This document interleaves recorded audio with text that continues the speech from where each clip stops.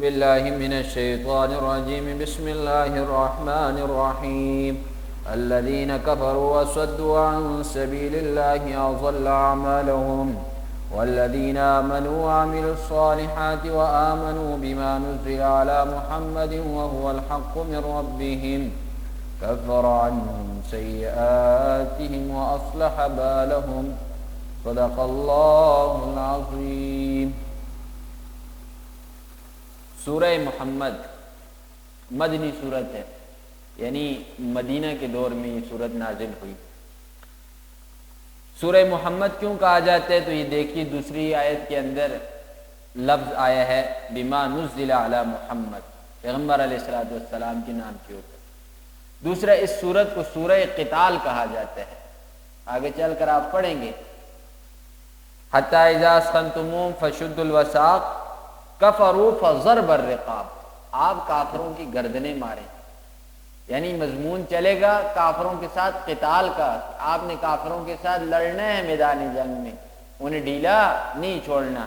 جہاد اس کا کیا ہے؟ مرکزی مضمون ہے۔ الذین کفروا، وہ لوگ جنہوں نے کفر کیا، وصدوا عن سبیل اللہ، اور روکا اللہ کے راستے سے۔ اللہ کے راستے سے روکنے کی کئی صورتیں ہیں۔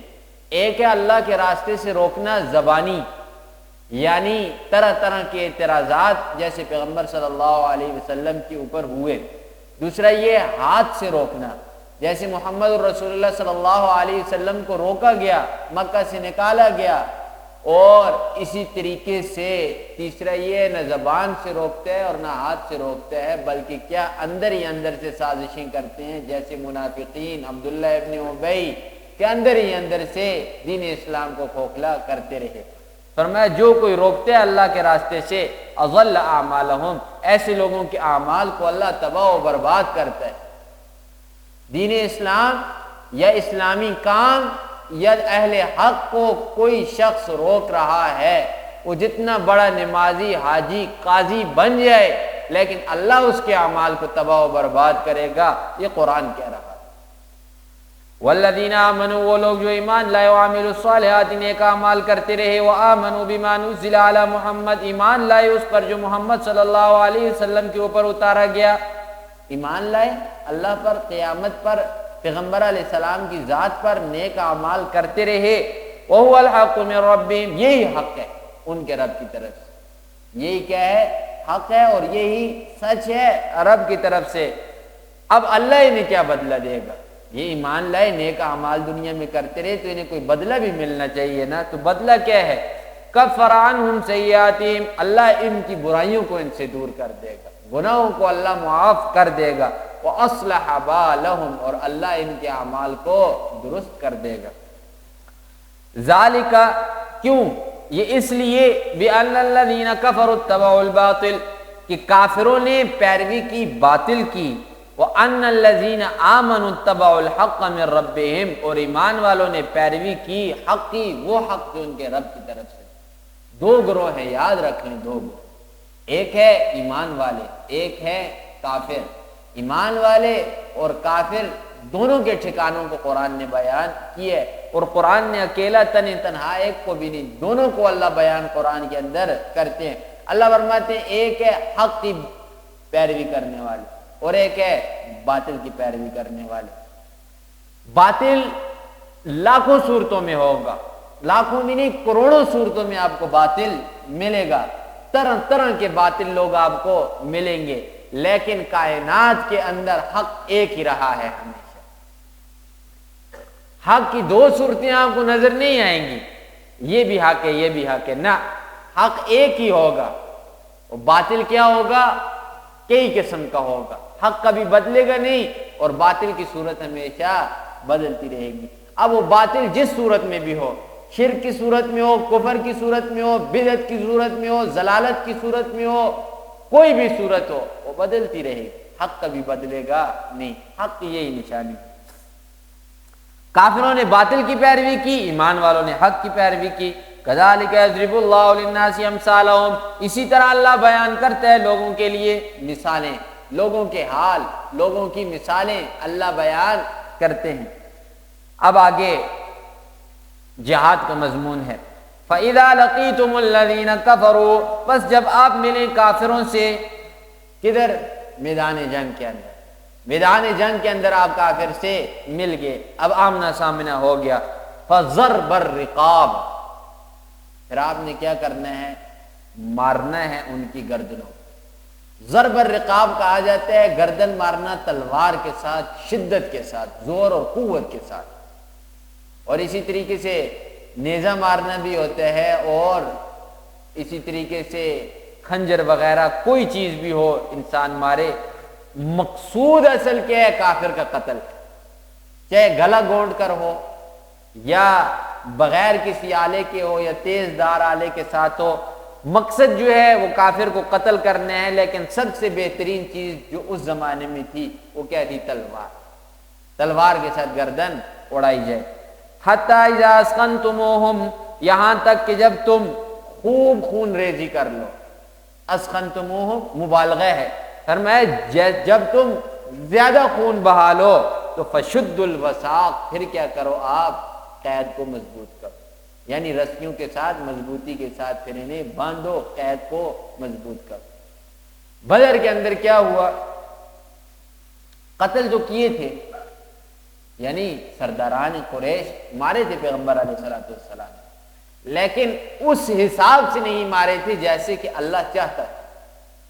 اللہ کی مرضی یہ تھی کہ خوب خون ریزی ہو، خوب خون ریزی، لیکن پیغمبر علیہ الصلوۃ والسلام کے صحابہ نے کیا کیا؟ انہیں قید کرنا شروع کر دیا۔ اللہ کے الفاظ ہیں نا سورہ انفال کے، ہم پڑھ چکے ہیں تفصیل کے ساتھ، وہ بہت ہی زیادہ سخت ہے۔ فرمایا کہ آپ کیسے لوگوں کو قید کرتے ہیں؟ جب تک کہ آپ اسخان فی الارض، زمین میں نہ کریں، یعنی خوب خون زمین کے اندر نہ بہائیں، اس وقت تب آپ لوگوں کو قید خانے کے اندر مت ڈالیں۔ ادھر تفصیل گزری تھی کہ صحابہ کا جب اجلاس ہوا، پیغمبر علیہ السلام نے رائے اور مشورہ لیا، تو حضرت ابوبکر صدیق رضی اللہ تعالی عنہ نے فرمایا اللہ کے رسول، ہمارے مالی حالات ٹھیک نہیں، آپ کو پتہ ہے، ہم اس طرح کرتے ہیں، یہ جو 70 ہم نے قید کیے ہیں ان سے ہم فدیہ لے لیتے، ہر ایک آدمی کے اوپر فدیہ رکھتے ہیں، وہ فدیہ دے کر اپنی جان چھڑا لے۔ اور صحابہ نے بھی ساتھ یہ مشورہ دیا۔ پیغمبر علیہ السلام نے حضرت عمر سے پوچھا، حضرت عمر رضی اللہ تعالیٰ عنہ نے فرمایا ہر ایک رشتہ دار کو اس کے رشتہ دار کے حوالے کیا جائے، یعنی اب میرا کوئی رشتہ دار ہے، چاچو کا بیٹا ہے، خالہ کا بیٹا ہے، ماموں کا بیٹا ہے، میرا رشتہ دار ہے، میرے حوالے کیا جائے۔ ہر ایک رشتہ دار اپنے رشتہ دار کی گردن مارے، قتل کر دے۔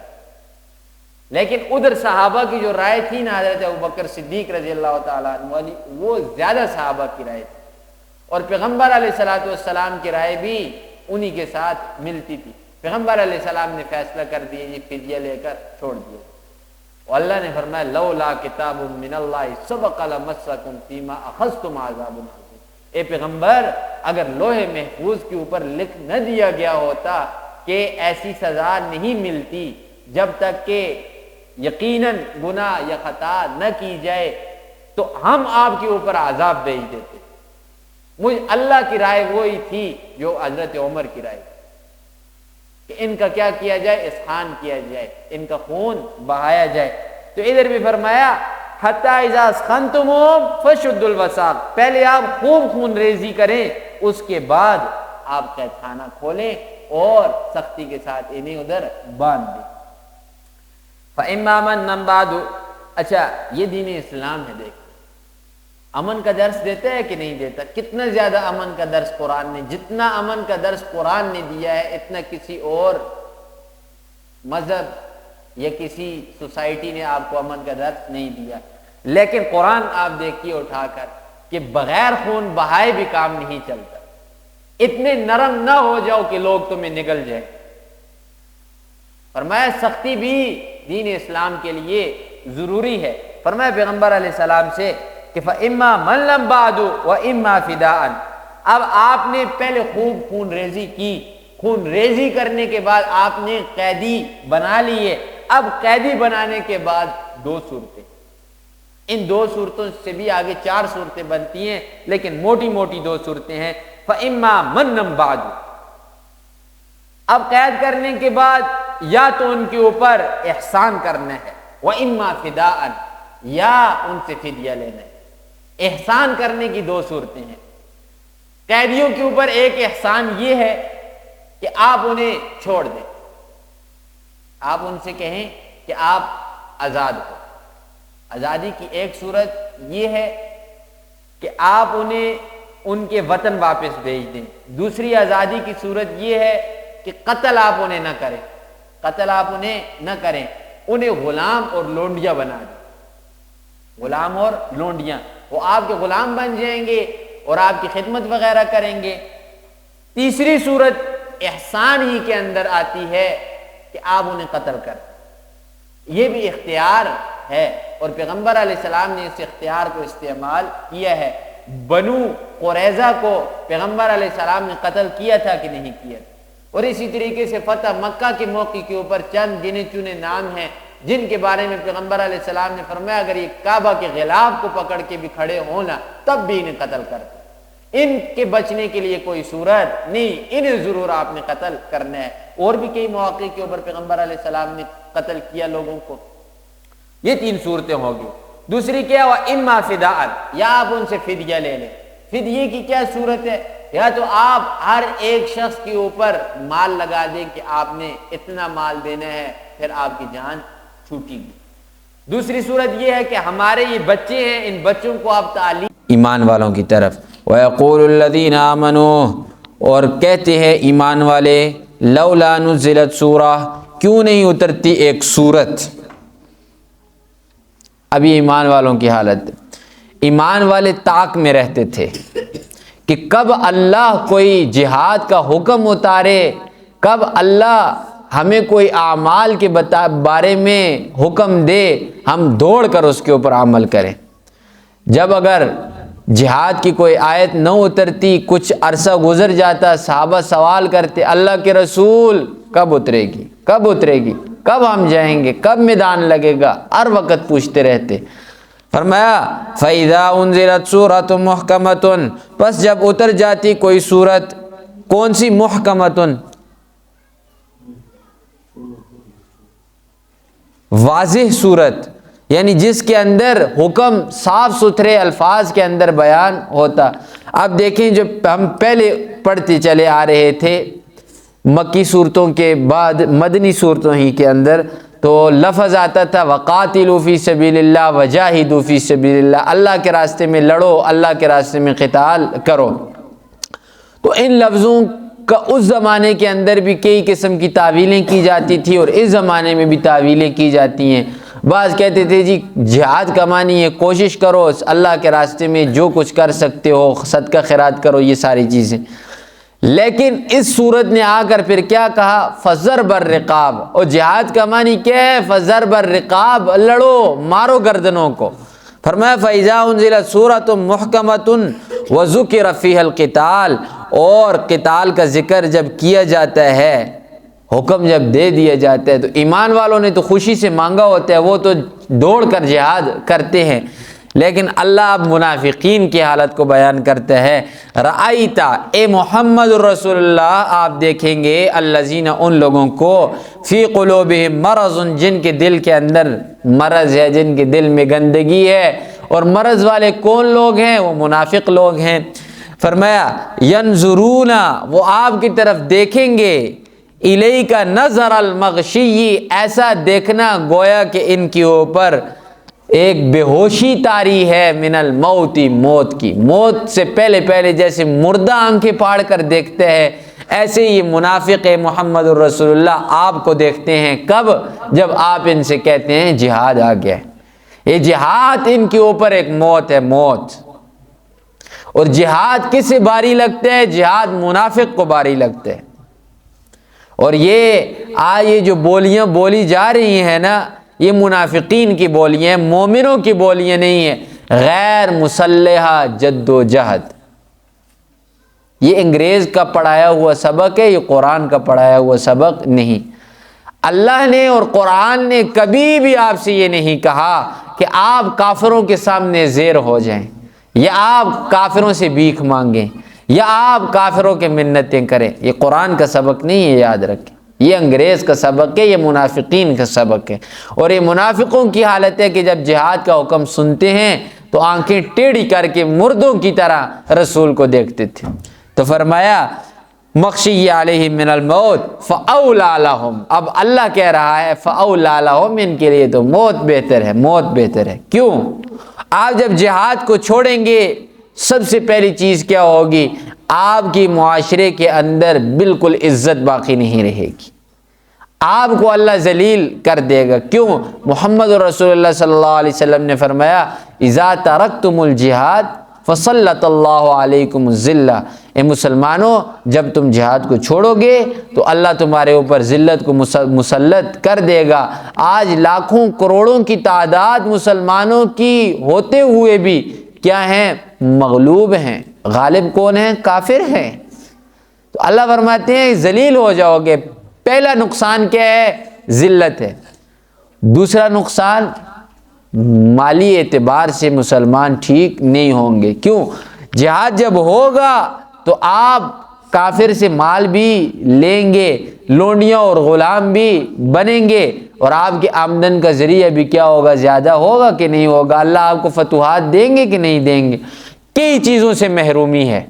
جہاد کو چھوڑنا کئی چیزوں سے انسان کو محروم کر دیتا ہے۔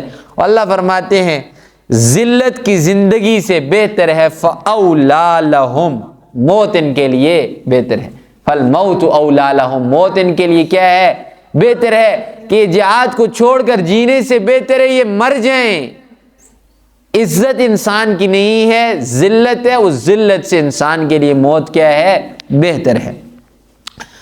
فَأَوْلَى لَهُمْ طَاعَةٌ وَقَوْلٌ مَّعْرُوفٌ، یعنی سننا اور بات کو قبول کرنا، اللہ کی بات کو، وَقَوْلٌ مَّعْرُوفٌ، اور زبان سے اچھی بات کہنا، خیر لہم، یہ ان کے لیے کیا ہے؟ بہتر ہے۔ فَإِذَا عَزَمَ الْأَمْرُ، پس جب معاملہ کھل کر سامنے آ جائے، معاملہ کا فیصلہ ہو جائے تو اسے سننا اور اچھی بات کہنا یہ ان کے لیے کیا ہے؟ بہتر ہے۔ فَلَوْ صَدَقُوا اللَّهَ، اگر ان لوگوں نے اللہ کے ساتھ سچ کیا، لَكَانَ خَيْرًا لَهُمْ، یہ ان کے لیے بہتر ہے۔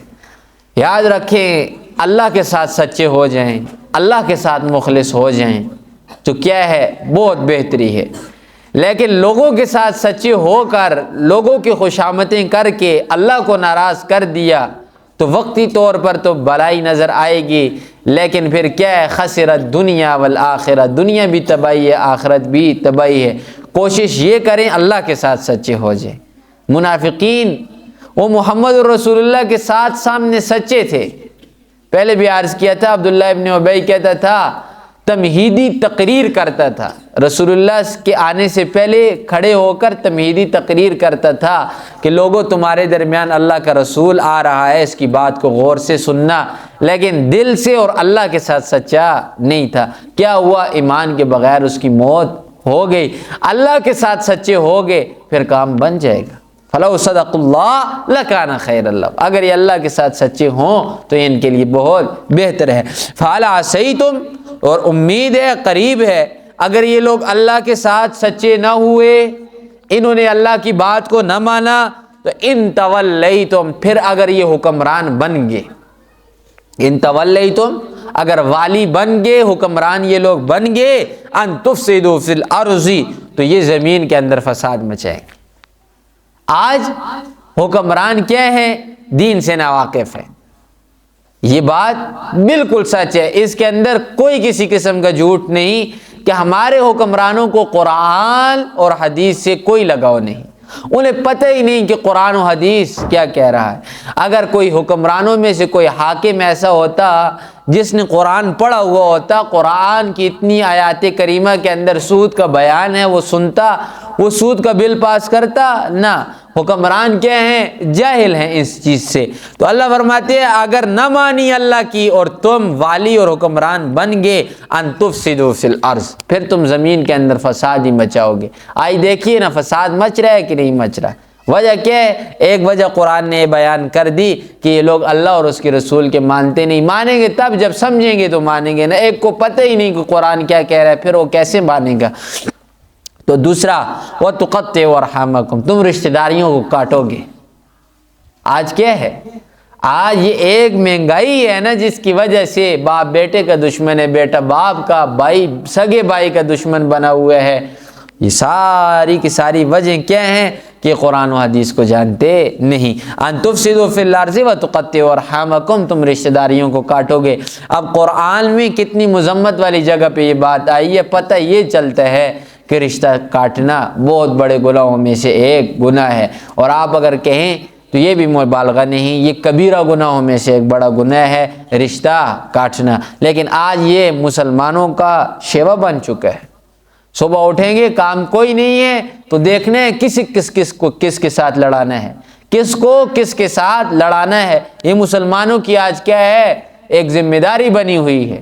صبح اٹھ کے دیکھو کہ کون کون لڑ رہا ہے اور اسے کیسے لڑانا ہے. ایک کی بات اٹھائی دوسرے کے سامنے کی، دوسرے کی اٹھائی دوسرے کے سامنے جا کر دی. اور پیغمبر علیہ الصلوۃ والسلام حدیث قدسی بیان کرتے، وہ حدیث قدسی کئی مرتبہ پہلے میں عرض کر چکا ہوں کہ اللہ نے رشتہ داری کو بہت ہی عظمت کے ساتھ پیدا کیا ہے. جب رشتہ داری پیدا ہوئی تو چمٹ کے ہی عرش کے ساتھ، حدیث قدسی بیان کر رہا ہوں، چمٹ کے وہ زارو قطار فریاد کرنے لگی.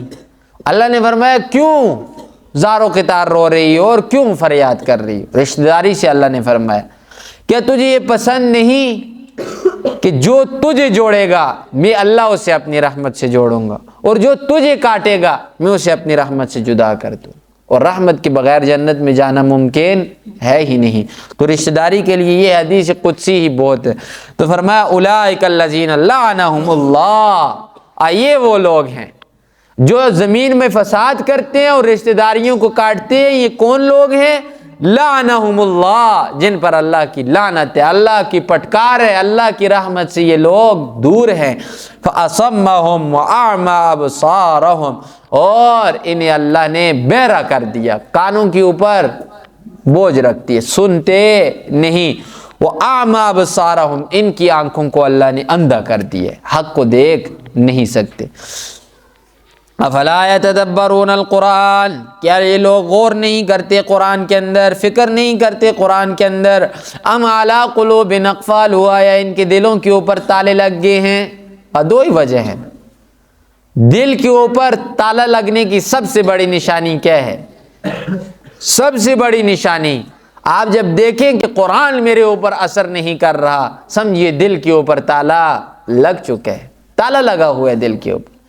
جب قرآن کی آیتیں پڑھی جائیں، سنائی جائیں، لوگوں کے اوپر کوئی اثر نہیں ہو رہا تو لوگ سمجھ لیں کہ ہمارے دلوں کے اوپر تالا لگا ہوا ہے. تالا لگنے کی ایک ہی وجہ ہے، ختم اللہ علی قلوبہم وسمعہم وابصارہم، اللہ مہر لگاتے ہیں دل کے اوپر، کانوں کے اوپر، اور آنکھوں پہ پردہ ڈال دیتے ہیں، تب کیا لگ جاتے ہیں؟ دل پر تالا لگ جاتے ہیں. جب دل پر تالا لگ گیا، مہریں لگ گئی، پھر حق اندر داخل نہیں ہوتا.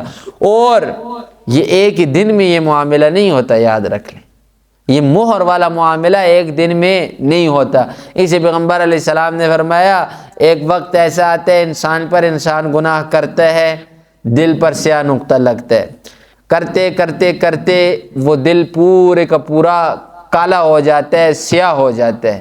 جب پھر بھی وہ اللہ سے توبہ نہیں کرتا، پھر بھی اللہ کی نافرمانیوں کے اندر لگا رہتا ہے، اور اسے پتہ بھی ہوتا ہے کہ جو کچھ میں کر رہا ہوں یہ غلط ہے، لیکن پھر بھی ڈٹا ہوا ہے، گناہوں پر شرمندہ نہیں، اس کے دل کے اوپر اللہ مہر لگا دیتے.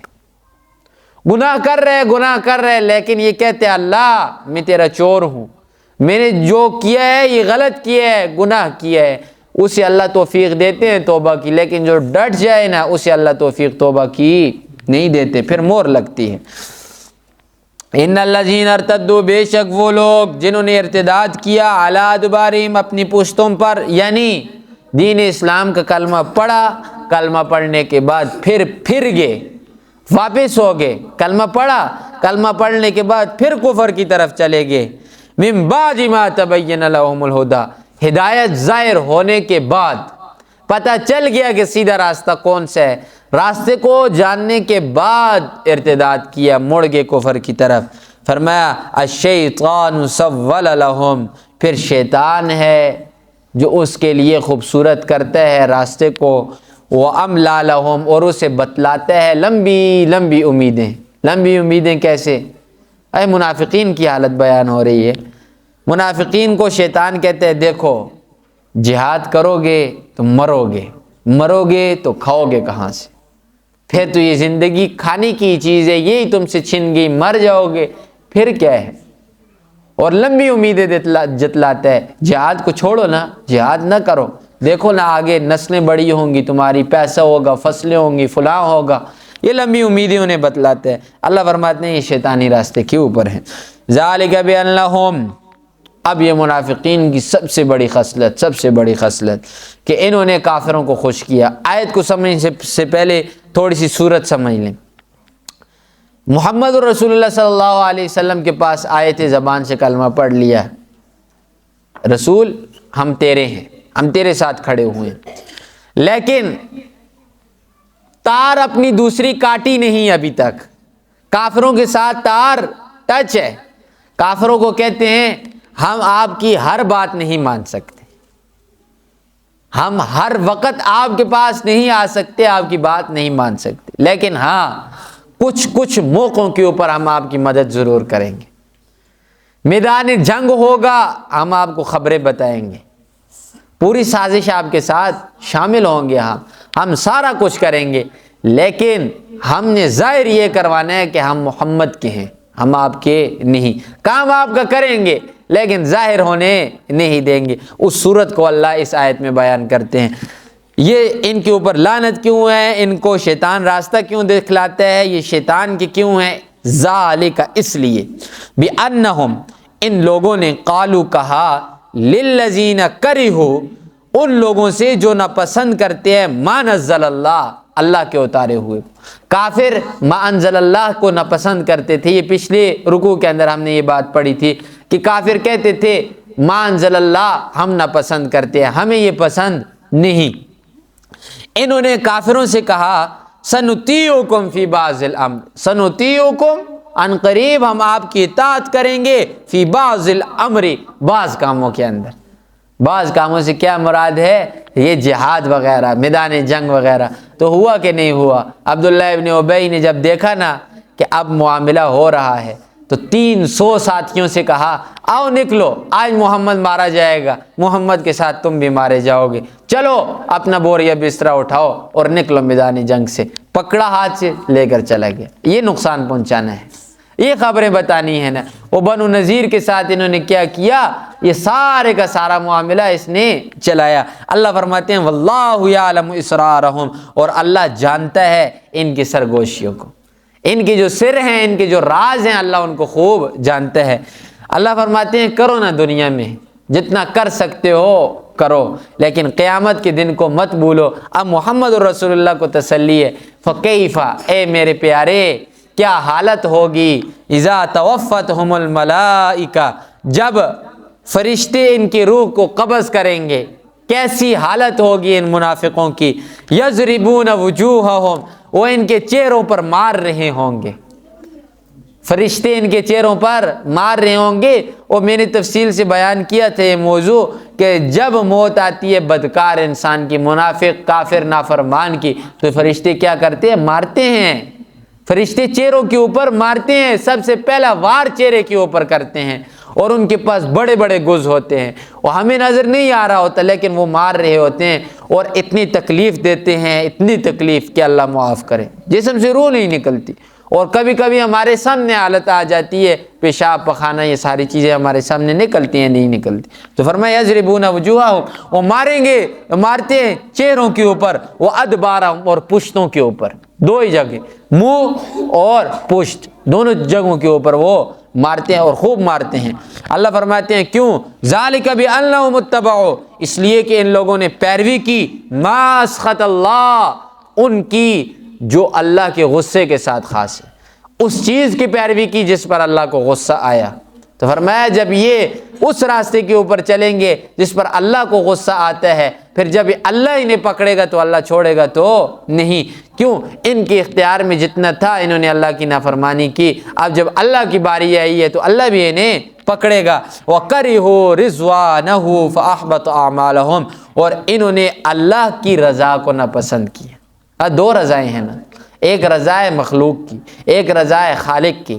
جب آپ خالق کو ناراض کر کے مخلوق کو راضی کریں گے تو خالق آپ کو چھوڑے گا؟ نہیں چھوڑے گا۔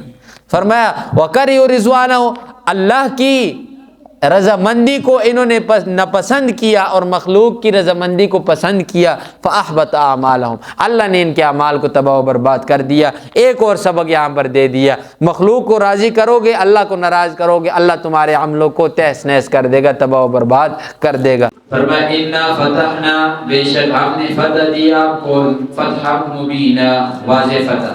فتح سے کیا مراد؟ یا تو یہ صلح حدیبیہ، اور بعض مفسرین نے کہا فتح مکہ، لیکن قریب کیا ہے؟ صلح حدیبیہ۔ کیوں؟ تاکہ اللہ آپ کے اوپر اپنی نعمتوں کو تمام کرے۔ نعمتیں کیا ہیں؟ لِيَغْفِرَ لَكَ اللَّهُ مَا تَقَدَّمَ مِنْ ذَنبِكَ، تاکہ اللہ بخش دے آپ کی لغزشوں کو۔ ذنب سے مراد یہاں پر لغزش ہے۔ وَمَا تَأَخَّرَ، اور جو بعد میں کی جانے والی لغزشیں، یعنی اس وحی سے پہلے جو کچھ ہو گیا وہ بھی، اور جو بعد میں ہوگا وہ سارے کا سارا معاملہ اللہ نے معاف کر دیا۔ وَيُتِمَّ نِعْمَتَهُ عَلَيْكَ، تاکہ اللہ آپ کے اوپر نعمت کے اتمام کرے۔ وَيَهْدِيَكَ صِرَاطًا مُسْتَقِيمًا، اور آپ کو سیدھا راستہ دکھلائے۔ وَيَنْصُرَكَ اللَّهُ نَصْرًا عَزِيزًا، اور تاکہ اللہ آپ کی مدد کرے غالب قسم کی، یعنی زبردست قسم کی مدد۔ هو الذی، وہ اللہ، انزل السکینۃ، جس نے اتاری سکینت یعنی اطمینان، فی قلوب المؤمنین، مومنوں کے دلوں میں، لیزدادوا ایمانا مع ایمانہم، تاکہ ان کا ایمان بڑھ جائے۔ وللہ جنود السماوات والارض، اللہ ہی کے لیے لشکر ہے آسمان اور زمینوں کے۔ وکان اللہ علیما حکیما، اور اللہ علم والا و حکمت والا ہے۔ لیدخل المؤمنین والمؤمنات، تاکہ داخل ہوں مومن مرد اور مومن عورتیں، جنات باغات کے اندر، تجری بہتی ہوں گی من تحتها الانہار، ان باغات کے نیچے سے نہریں، خالدین فیہا، ہمیشہ ہمیشہ اس میں رہیں گے۔ ویکفر عنہم سیئاتہم، تاکہ اللہ ان کی برائیوں کو دور کر دے۔ وَكَانَ ذَلِكَ عِندَ اللَّهِ فَوْزًا عَظِيمًا، اللہ ہی کے ہاں بہت بڑی کامیابی ہے۔ وَيُعَذِّبَ الْمُنَافِقِينَ وَالْمُنَافِقَاتِ، اور تاکہ اللہ عذاب دے منافق مردوں کو، والمنافقات اور منافق عورتوں کو، والمشرکین والمشرکات، مشرک مرد اور مشرک عورتوں کو، الظَّانِّينَ بِاللَّهِ ظَنَّ السَّوْءِ، جنہوں نے گمان کیا اللہ کے بارے میں برا گمان، اور گمان کیا تھا کہ اللہ اس موقع کے اوپر محمد کی مدد نہیں کرے گا۔ علیہم دائرۃ السوء، اب بددعائیہ کلمات ہیں ان کے لیے۔ علیہم دائرۃ السوء، ان کے اوپر برے دنوں کی گردش ہو۔ برے دنوں کی گردش سے کیا مراد؟ کہ ان کے حالات اللہ تنگ کر دے۔ وغضب اللہ علیہم، ان پر اللہ کا غصہ، ولعنہم، اور لعنت، وأعد لهم جہنم، اور ان کے لیے تیار کر رکھا ہے جہنم کو، وساءت مصیرا، بہت ہی برا ٹھکانہ ہے۔ وللہ جنود السماوات والارض، اللہ ہی کے لیے لشکر ہے آسمانوں کے اور زمینوں کے۔ وکان اللہ، اور ہے اللہ عزیز غالب حکیم حکمت والا۔ انا ارسلناک، بے شک ہم نے آپ کو بھیجا ہے محمد رسول اللہ، شاہداً، گواہ بنا کر، اور گواہی کی وہ تفصیل پہلے گزر چکی ہے کہ محمد رسول اللہ صلی اللہ علیہ وسلم پہلی تمام امتوں کے اوپر گواہی دیں گے۔ ومبشرا، اور خوشخبری سنانے والا بنا کر۔ خوشخبری کیا؟ کہ جو ایمان لائے گا اسے جنت میں اللہ داخل کریں گے۔ ونذیرا، اور ڈر سنانے والا، یعنی ایمان نہیں لاؤ گے تو جہنم ملے گی۔ یہ پیغمبر علیہ السلام کی ذمہ داری بتائی جا رہی ہے۔ ہم نے آپ کو لوگوں کو جنت میں لے کر جانے والا بنا کر نہیں بھیجا، بلکہ جنت کی راہ دکھلانے والا بنا کر بھیجا ہے، ڈر سنانے والا بنا کر بھیجا ہے، لوگوں کو زبردستی عمل کروانے والا بنا کر نہیں بھیجا۔ مقصد کیا ہے؟ لِتُؤْمِنُوا بِاللَّهِ وَرَسُولِهِ، تاکہ ایمان لائیں اللہ کی ذات پر اور رسول اس کے رسول پر۔ تاکہ آپ کے بھیجنے کا مقصد یہ ہے کہ تاکہ لوگ اللہ کی ذات پر ایمان لائیں اور اس کے رسول پر ایمان لائیں۔ وَتُعَزِّرُوهُ وَتُوَقِّرُوهُ، تاکہ مدد کریں وہ رسول کی، وَتُوَقِّرُوهُ، اور تاکہ مدد کریں اللہ کے، عزت کریں اللہ کے رسول کی، عزت اور مدد۔ یہ دونوں چیزیں ضروری ہیں۔ اور پہلے جو انبیاء آئے تھے نا کائنات کے اندر، وَإِذَا أَخَذَ اللَّهُ مِيثَاقَ النَّبِيِّينَ لَمَا آتَيْتُكُم مِّن كِتَابٍ وَحِكْمَةٍ ثُمَّ جَاءَكُمْ رَسُولٌ مُصَدِّقٌ لِّمَا مَعَكُمْ لَتُؤْمِنُنَّ بِهِ وَلَتَنصُرُنَّهُ، کہ کوئی بھی نبی آئے گا، یعنی جو جتنے بھی نبی آئے ہیں آدم علیہ السلام سے لے کر عیسیٰ علیہ السلام تک، ہر ایک نبی سے یہ وعدہ لیا گیا ہے اس کے زمانے کے اندر کہ جب کبھی تم نے محمد رسول اللہ کا زمانہ پایا آپ نے اس کی مدد ضرور کرنی، اور ہر ایک نے اقرار کیا کہ ہم رسول کی مدد کریں گے، محمد رسول اللہ کی ہم مدد کریں گے۔ فرمائے مومنو تمہارے اوپر بھی ضروری ہے، فرض ہے، لازم ہے کہ تم اپنے رسول کی عزت کرو اور اس کی مدد کرو۔ وَتُسَبِّحُوهُ بُكْرَةً وَأَصِيلًا، اور تم تسبیح بیان کرو صبح و شام، کس کی؟ اللہ کی تسبیح بیان کرو، رسول کی مدد کرو، جنت کا راستہ ہے۔ ان الذين يبايعونك انما يبايعون الله، بے شک وہ لوگ جنہوں نے بیعت کی رسول کی، یہ رسول آپ کی جن لوگوں نے بیعت کی حقیقت کے اندر انہوں نے اللہ کی بیعت کی۔ اب سمجھنا ضروری ہے۔ پیغمبر علیہ السلام نے حضرت عثمان رضی اللہ تعالیٰ عنہ سے فرمایا کہ عثمان تو جا کر مکہ والوں سے بات کر، ان سے کہے کہ مسلمانوں کو مت روکو۔ اب 1400 صحابہ آئے ہوئے ہیں، وہ عمرہ کرنا چاہتے ہیں تو یہ لوگوں نے نہ روکے، لیکن حضرت عثمان جب گئے انہوں نے روک لیا، حضرت عثمان روکا، ادھر افواہ پھیل گئی کہ حضرت عثمان قتل ہو چکے۔ اب محمد رسول اللہ صلی اللہ علیہ وسلم اور صحابہ کے اوپر غم چھا گیا کہ ہمارے صحابی کے ساتھ انہوں نے ایسے کیا۔ پیغمبر علیہ السلام نے صحابہ کو جمع کیا اور بیعت کی، جسے کہا جاتا ہے بیعت رضوان، بیعت رضوان، یعنی اللہ کی خوشنودی کی بیعت انہوں نے کی، اللہ کو انہوں نے راضی کیا۔ پیغمبر علیہ السلام نے اپنا ہاتھ رکھا، پیغمبر علیہ السلام کے ہاتھوں کے اوپر صحابہ نے ہاتھ رکھے۔ اب پیغمبر علیہ السلام نے اپنا دائنا ہاتھ یعنی سیدھا ہاتھ وہ رکھا، دوسرے ہاتھ کے اوپر مارا اور فرمایا یہ ہاتھ عثمان کا ہاتھ ہے۔ آج لوگ کہتے ہیں نا بڑی آسانی تھی کہ عثمان فلاں جنگ سے بھاگا، فلاں جنگ سے بھاگا، فلاں جنگ سے بھاگا، یہ نہیں کہتے کہ اللہ کا رسول کہہ رہا ہے کہ یہ میرا جو ہاتھ ہے یہ عثمان کا ہاتھ ہے۔ اور صحابہ وہ کہتے ہیں کہ ہم نے بیعت کی موت کے اوپر، کیا کہ ہم مریں گے، اگر ہم نے قصاص عثمان نہ لیا ہم لڑائی کریں گے، لڑائی کرتے کرتے مر جائیں گے، لیکن عثمان کا قصاص ہم ضرور لیں گے۔ اور پیغمبر علیہ السلام فرما رہے ہیں کہ یہ میرا ہاتھ نہیں بلکہ عثمان کا ہاتھ ہے۔ اور پیغمبر علیہ السلام اپنا اس سے بڑی خوش نصیبی حضرت عثمان کے لیے کیا ہے، انہوں نے یہ طے کر دیا کہ اب یا تو قصاص عثمان لیں گے یا لڑیں گے ان کے ساتھ، مریں گے، بس عبادت تامی۔ جب پتہ چلا مشرکین مکہ کو، انہوں نے فوراً حضرت عثمان رضی اللہ تعالیٰ عنہ کو چھوڑ دیا۔ اسی بیعت کی وجہ سے اللہ نے مسلمانوں کا رعب کافروں کے دل میں ڈال دیا، کافر ڈر گئے، سہم گئے، اب صلح کے اوپر تیار ہو گئے۔ فرمایا آؤ اور صلح کی شرطیں رکھتے ہیں، یہ فلاں فلاں شرطیں ہیں، وہ شرطیں بھی آگے چل کر ہم پڑھیں گے۔ تو فرمایا ان الذین یبایعون، بے شک جو لوگ بیعت کر رہے تھے رسول آپ کی، انما یبایعون اللہ، حقیقت کے اندر وہ اللہ کی بیعت کر رہے تھے۔ ید اللہ فوق ایدیہم، ان کے ہاتھوں کے اوپر اللہ کا ہاتھ۔ اب دیکھیے اللہ فرماتے ہیں جیسے تم لوگوں نے اپنے ہاتھ ایک دوسرے پر رکھے، تم سب کے اوپر میرا ہاتھ، یعنی میری مدد تھی تمہارے ساتھ۔ اب ہاتھ اللہ کا ہاتھ کیسا ہے؟ کما یلیق بشانہ، اس چیز کے اندر پڑھنا صرف اور صرف کیا ہے؟ گمراہی ہے۔ ایک بات ذہن میں رکھ لیں، لیس کمثلہ شیء، اللہ کسی جیسا نہیں، اللہ کی مثال آپ کو کوئی نہیں ملے گی۔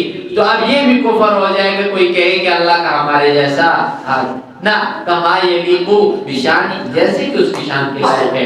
لیکن سمجھنے کی یہاں پر بات یہ ہے کہ اللہ فرما رہا ہے کہ مسلمانوں جب تم نے عثمان کے لیے بیعت کی تو محمد رسول اللہ کا ہاتھ تھا، حضرت عثمان کا ہاتھ محمد رسول اللہ نے اپنے ہاتھ کو قرار دیا، تو میرے اللہ کا ہاتھ بھی تمہارے اوپر تھا، یعنی میری مدد بھی تمہارے اوپر تھی۔ فمن نکث فانما ينكث على نفسه، بس جس کسی نے اس بیعت کو توڑا تو اس کا گناہ کسی اور کو نہیں، ينكث على نفسه، اس کا وبال اس کی اپنی جان کے اوپر ہے، تو کسی نے اس بیعت کو توڑا نہیں۔ فرمایا ومن اوفى، اور جس کسی نے پورا کیا بما عاهد اللہ علیہ، بما عاهد علیہ اللہ، اس وعدے کو جو اللہ نے کیا ہے ان کے ساتھ، فسوف یؤتیہ اجرا عظیما، تو ہم قریب انہیں بہت ہی بڑا اجر ملے گا۔ تو اجر انہیں ملا، اور کس طریقے سے انہیں اجر ملا انسان سوچ بھی نہیں سکتا، کہ جیسے ہی صلح حدیبیہ ہوئی 3 ماہ بعد، یعنی 3 مہینے گزرے تو خیبر کے اوپر دعویٰ بول دیا، پیغمبر علیہ السلام نے خیبر کو اپنے قبضے میں کر لیا۔ کچھ عرصہ گزرا، بدر کا موقع آیا، ادھر دیکھیے، پھر آگے احد آیا، پھر تبوک کی ساری جنگیں ہوئی، تو کیسے مسلمانوں کو اللہ نے سرخرو کی، سامنے آ گئے، اور پھر کیسے لوگ اس طرح یہ ساری چیز، یہ اللہ کا وعدہ ہے نا، اللہ عطا کرتے ہیں۔ فرمایا سیقول، اب یہاں سے آگے چلیں گے منافقین کو لے کر، یعنی منافقین کے بارے میں پیغمبر علیہ السلام کی تربیت کی جائے گی کہ اب ان کے ساتھ معاملہ کیا کرنا ہے۔ جب نکل رہے تھے، یعنی عمرے کے لیے نکل رہے تھے، پیغمبر علیہ السلام نے پیغام دیہاتوں کے اندر پہنچایا، کہا کہ ان دیہاتیوں سے کہو یہ بھی ہمارے ساتھ آئیں، یہ بھی نکلیں، یہ بھی عمرہ کر لیں۔ کیوں؟ وجہ تھی اس میں کہ جب مسلمانوں کی تعداد زیادہ ہوگی تو کافروں پہ روب آئے گا، وہ ہمیں عمرہ کرنے کے لیے چھوڑ دیں گے، لیکن اب دیہاتیوں کی حالت دیکھیں۔ ومن لم يؤمن بالله ورسوله فإنا اعتدنا للكافرين سعيرا، صدق الله العظيم۔ ومن لم يؤمن بالله، اور جو کوئی شخص ایمان نہیں رکھتا باللہ، اللہ کی ذات پر، اور رسولہ، اور اس کے رسول پر، فإنا اعتدنا للكافرين سعيرا، بس ہم نے تیار کر رکھا ہے کافروں کے لیے دہکتی ہوئی آگ کو۔ ایمان باللہ اور ایمان بالرسول، یہ دونوں عقائد میں سب سے اونچے ہیں، اس کے علاوہ بھی کئی عقائد ہیں۔ فرمایا وَلِلَّهِ مُلْكُ السَّمَاوَاتِ وَالْأَرْضِ، اللہ ہی کے لیے بادشاہت ہے آسمان کی والارض و زمین کی۔ يَغْفِرُ لِمَن يَشَاءُ، وہ بخش دیتا ہے جسے وہ چاہتا ہے، وَيُعَذِّبُ مَن يَشَاءُ، اور وہ عذاب دیتا ہے جسے وہ چاہتا ہے۔ اب یہ دیہاتی جو پیچھے رہ گئے تھے، جو حدیبیہ کے موقع پر نہیں جا سکے، اب ان کو ترغیب ہے توبہ کی طرف کہ اے دیہاتیوں توبہ کر لو، جو نفاق تم نے دل میں رکھا ہوا ہے اس نفاق سے توبہ کرو، اور جو توبہ کرے گا اللہ اسے بخش دے گا۔ یغفر لمن یشاء ویعذب من یشاء، اور یہ اللہ کی جو سنت ہے معاف کرنے والی، یاد رکھنی، یہ پیغمبر علیہ السلام کے زمانے کے ساتھ خاص نہیں ہے، اب بھی اللہ کی وہی سنت ہے، جو توبہ کرے گا اللہ اسے معاف کریں گے۔ لیکن توبہ کے لیے سب سے بڑی شرط یہ ہے کہ پچھلے کے اوپر یعنی گناہوں کے اوپر ندامت ہو اور آئندہ اصلاح کی نیت ہو، یہ نہ ہو جس وقت توبہ کر رہا ہو اسی وقت دل کے اندر آگے گناہ کرنے کا خیال ہو، ایسی توبہ قبول نہیں ہے۔ وَقَانَ اللَّهُ، اور ہے اللہ غفوراً بخشنے والا، رحیمًا رحم کرنے والا۔ سَيَقُولُ الْمُخَلَّفُونَ، ان قریب یہ کہیں گے پیچھے رہنے والے، اِذَا انطَلَقْتُمْ، جب تم جاؤ گے مسلمانوں، إِلَى مَغَانِمَ، غنیمتوں کی طرف، لِتَأْخُذُوهَا، تاکہ تم ان غنیمتوں کو لو۔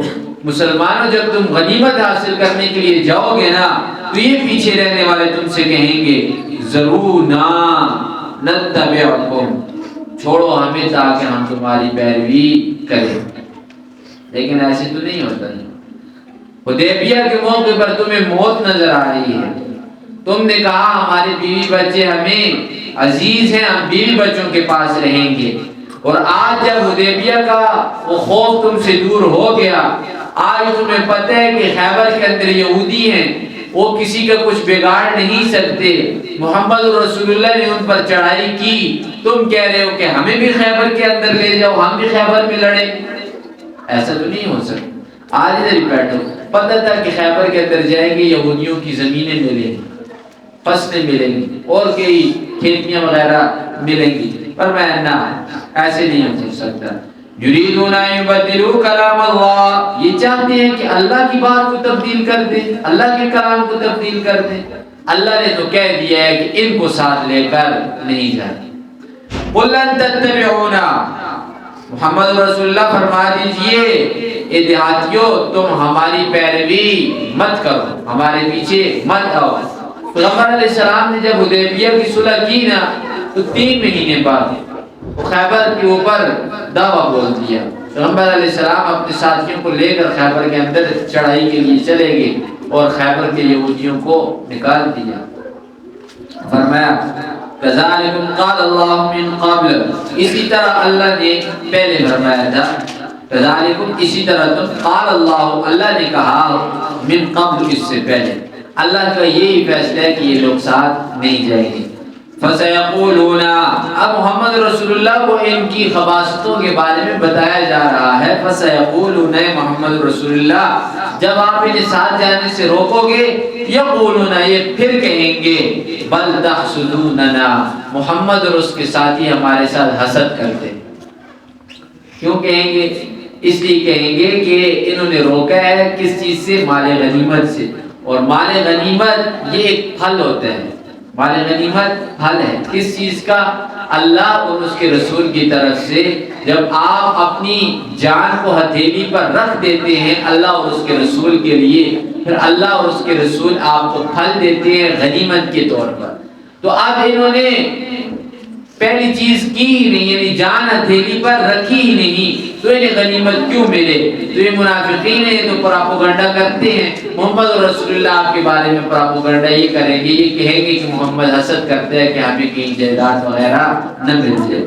بل كانوا لا يفقهون الا قليلا، یہ لوگ سمجھتے نہیں مگر بہت تھوڑا، ان کی سمجھ بہت تھوڑی ہے۔ ان کی اچھا منافق اتنا چالاک ہوتے ہیں، وہ کہتے ہیں کہ میں سب کو کھلا رہا ہوں، یہ سارے میرے سامنے کھیل رہے ہیں، لیکن یہ اسے اتنا پتہ نہیں ہے، اتنا کم سمجھ ہے کہ یہ کب تک لوگوں کو کھلائے گا۔ ایک وقت تو ایسا آ جائے گا کہ اللہ کی بارگاہ میں چلا جائے گا، ادھر سے کون اس سے کھیلے گا؟ نہ، پھر اللہ اسے پکڑے گی۔ تو فرمایا یہ بہت کم سمجھتے ہیں۔ بولے محمد رسول اللہ فرما دیجئے للمخلفین من الاعراب، یہ جو پیچھے رہنے والے ہیں دیہاتی، ان سے کہہ دیجئے ستدعون، ان قریب تم بلائے جاؤ۔ اس مرتبہ جو تمہیں روک دیا ہے نا اپنے ساتھ جہاد پر لے کر تمہیں نہیں جاتے، اللہ کی طرف سے حکم ہے۔ تم نے کہا کہ محمد حسد کرتا ہے، لیکن اس بات کو ہم پوری کریں گے۔ ستدعون، ان قریب ہم تمہیں بلائیں گے، الی قوم، ایک ایسی قوم کی طرف، اولی باس شدید، جو سخت قسم کے جھگڑالو ہوں، تقاتلونہم او یسلمون، یا تو وہ تمہارے ساتھ لڑیں گے یا اسلام لائیں گے، دو کاموں میں سے ایک کام ہو۔ اس وقت ہم تم سے کہیں گے کہ آؤ اب جنگ کرو، بدر کا میدان۔ اور اسی طریقے سے احد، تبوک، یہ سارے مواقع کے اوپر پیغمبر علیہ السلام نے کہا یہ سزا، اب آؤ نہ لڑنے کے لیے۔ حدیبیہ کے بعد انہوں نے خیبر کے لیے تو لالے ٹپکائی، آج ادھر ہو، آج آؤ نہ لڑنے کے لیے، لیکن پھر بھی کیا، جو منافق تھے وہ چھپے ہی رہے، وہ باہر نہیں نکلے۔ فَإِن تُطِيعُوهُ، اگر تم اطاعت کی بات مان لی، لڑائی کے لیے تیار ہوگے، يُؤْتِكُمُ اللَّهُ أَجْرًا حَسَنًا، اللہ تمہیں اجر دے گا بہت ہی پیارا۔ وَإِن تَتَوَلَّوْا، اگر تم پھر گئے، كَمَا تَوَلَّيْتُم مِّن قَبْلُ، جیسے کہ تم پھرے اس سے پہلے۔ اس سے پہلے کب پھرے تھے؟ حدیبیہ کے مقام پر پھرے تھے۔ تو يُعَذِّبُكُمْ عَذَابًا أَلِيمًا، اللہ تمہیں عذاب دے گا، دردناک عذاب۔ اب ان پیچھے رہنے والوں میں سے کچھ معذور لوگ بھی تھے، جن کے عذر چل نہیں سکتے تھے، بیمار تھے، یا اسی طریقے سے اندھے تھے، کوئی بھی مسئلہ تھا، تو فرمایا وہ ان وعیدوں سے کیا ہیں؟ باہر ہیں۔ ان کے لیے جہاد کیا ہے؟ معاف ہے۔ جہاد سے مستثنا لوگ کون سے ہیں؟ ان کا تذکرہ آ رہا ہے۔ لیس علی الاعمی، نہیں ہے کوئی گناہ، لیس علی الاعمی حرج، نہیں ہے کوئی گناہ اندھے کے اوپر، ولا علی الاعرج حرج، اور نہیں ہے کوئی گناہ لنگڑے پر، ولا علی المریض حرج، اور نہیں ہے کوئی گناہ مریض پر۔ اب دیکھیے مریض کو سب سے آخر میں ذکر کیا، کیوں؟ مرض دائمی نہیں ہوتی، یعنی ہمیشہ انسان بیمار نہیں ہوتا، مرض ٹھیک بھی ہو سکتی ہے، اس لیے اسے آخر پر ذکر کیا۔ اگر کوئی مریض ہے ٹھیک ہو گیا پھر اس کے اوپر زیادہ فرض ہوگا۔ وَمَن يُطِعِ اللَّهَ، جو کوئی اللہ کی اطاعت کرے، وَرَسُولَهُ، اور اس کے رسول کی اطاعت کرے، يُدْخِلْهُ جَنَّاتٍ، اللہ داخل کرے گا اسے باغات میں، تجری من تحتها الانہار، بہتی ہوں گی ان باغات کے نیچے سے نہریں۔ وَمَن يَتَوَلَّ، جو کوئی منہ پھیر لے یعنی اعراض کرے، نہ اللہ اور رسول کی بات مانے، يُعَذِّبُهُ عَذَابًا أَلِيمًا، اللہ اسے عذاب دے گا دردناک۔ اللہ سے دعائے عمل کی توفیق عطا فرمائے۔ آمین۔ اللہ عن المؤمنین اذ یبایعونک تحت الشجرة فعلم ما في قلوبهم فأنزل السکینة علیہم وأثابهم فتحا قریبا۔ صدق اللہ العظیم۔ پیچھے کہا تھا یعنی بیعت رضوان کے بارے میں، اب اس کی کچھ تفصیل یہاں پر آئے گی۔ لقد رضی اللہ، پختہ بات ہے، یقینی بات ہے، قسم با خدا، رضی اللہ، اللہ راضی ہو گیا، عن المومنین، مومنوں سے۔ یہ کون سے مومن ہیں جن سے اللہ راضی ہو گیا؟ فرمایا اذ یبایعونک، یہ وہ والے ہیں جب آپ کی وہ بیعت کر رہے تھے اے محمد رسول اللہ، تحت الشجرۃ، درخت کے نیچے، یعنی جن لوگوں نے درخت کے نیچے آپ کی بیعت کی وہ ان لوگوں سے اللہ کیا ہے؟ راضی ہو گیا ہے۔ فعلم ما فی قلوبہم، اور اللہ نے ظاہر کر دیا جو کچھ ان کے دلوں میں۔ ان کے دلوں میں کیا تھا؟ پیغمبر علیہ السلام کی محبت، اللہ کی رضا، اس چیز کو اللہ نے ظاہر کر دیا۔ اب بیعت رضوان کے بارے میں احادیث مبارکہ کے اندر کئی چیزیں آئی ہیں اور ساری صحیح سندوں کے ساتھ آئی ہیں۔ پہلی چیز، لقد رضی اللہ عن المومنین، اللہ راضی ہو گیا مومنوں سے۔ اب پہلی چیز یہ ہے کہ ان مومنوں میں کتنے لوگ ہیں اور کون کون ہیں؟ ان مومنوں میں 1400 صحابہ ہیں، 1400 صحابہ ان مومنین میں ان کا شمار ہے۔ اب ان کے اندر حضرت ابوبکر، حضرت عمر، حضرت علی، حضرت عثمان، حضرت معاویہ، یہ سارے کے سارے صحابہ کس میں آگے؟ عن المومنین کے اندر آ چکے ہیں۔ اب یہ قرآن کا سرٹیفکیٹ انہیں مل گیا ہے کہ اللہ ان سے راضی ہو گیا ہے، اور کہا کہ قسم با خدا اللہ ان سے راضی ہے۔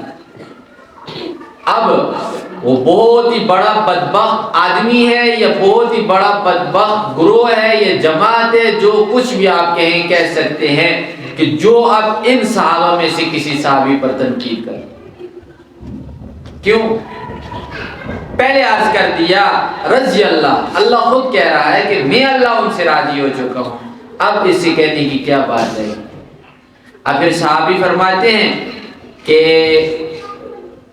طارق ابن عبداللہ، یہ صحابی ہیں، فرماتے ہیں میں حج کے اوپر گیا۔ اب اللہ کے ہر کام کے اندر حکمت ہے، تحت شجرہ کے اوپر بات ہے۔ فرماتے ہیں میں گیا تو حج کے اوپر دیکھا کہ ایک درخت کے نیچے لوگ قطاروں کے اندر کھڑے ہیں، لائنیں بنا کر کھڑے ہیں، نمازیں پڑھ رہے ہیں۔ میں نے ان سے پوچھا ادھر نمازیں کیوں پڑھ رہے ہو؟ یہ کوئی نماز پڑھنے کی خاص جگہ ہے کہ ساروں نے قطاریں بنائی ہوئی ہیں؟ تو انہوں نے کہا کہ یہ بیعت رضوان ہے، یہاں پر یعنی شجرہ رضوان ہے، یعنی جہاں پر بیعت کی پیغمبر علیہ السلام کے ساتھیوں نے۔ وہ کہتے ہیں میں آ گیا، حج سے جب میں واپس آیا تو میں نے سعید ابن مسیب رضی اللہ، یہ تابعی ہیں، تابعین میں سے ہیں، کہ سعید ابن مسیب رحمہ اللہ سے میں نے آ کر پوچھا کہ فلان جگہ پر وہ کیا کر رہے تھے؟ نماز پڑھ رہے تھے سارے۔ تو میں نے کہا آپ سے پوچھ لوں اس درخت کے بارے میں، آیا اس کی حقیقت کیا ہے؟ سعید ابن مسیب فرماتے ہیں میں نے اپنے والد سے پوچھا کہ ابا جان وہ درخت کون سا ہے جہاں پر بیعت ہوئی؟ تو میرے والد نے، مسیب نے جواب دیا، کہنے لگے کہ ہم جب بیعت کر کے گئے تو 1 سال بعد واپس آئے تو کوئی 2 شخص ایسے نہیں تھے جو کہہ رہے ہوں کہ یہی وہ درخت۔ اللہ نے بلا دیا، اللہ نے بلا دیا، وہ درخت سارے صحابہ سے بھول گیا کہ وہ کون سا درخت تھا۔ اب اس کے اوپر حکمت کیا ہے؟ ابن حجر نے وہ حکمت بیان کی۔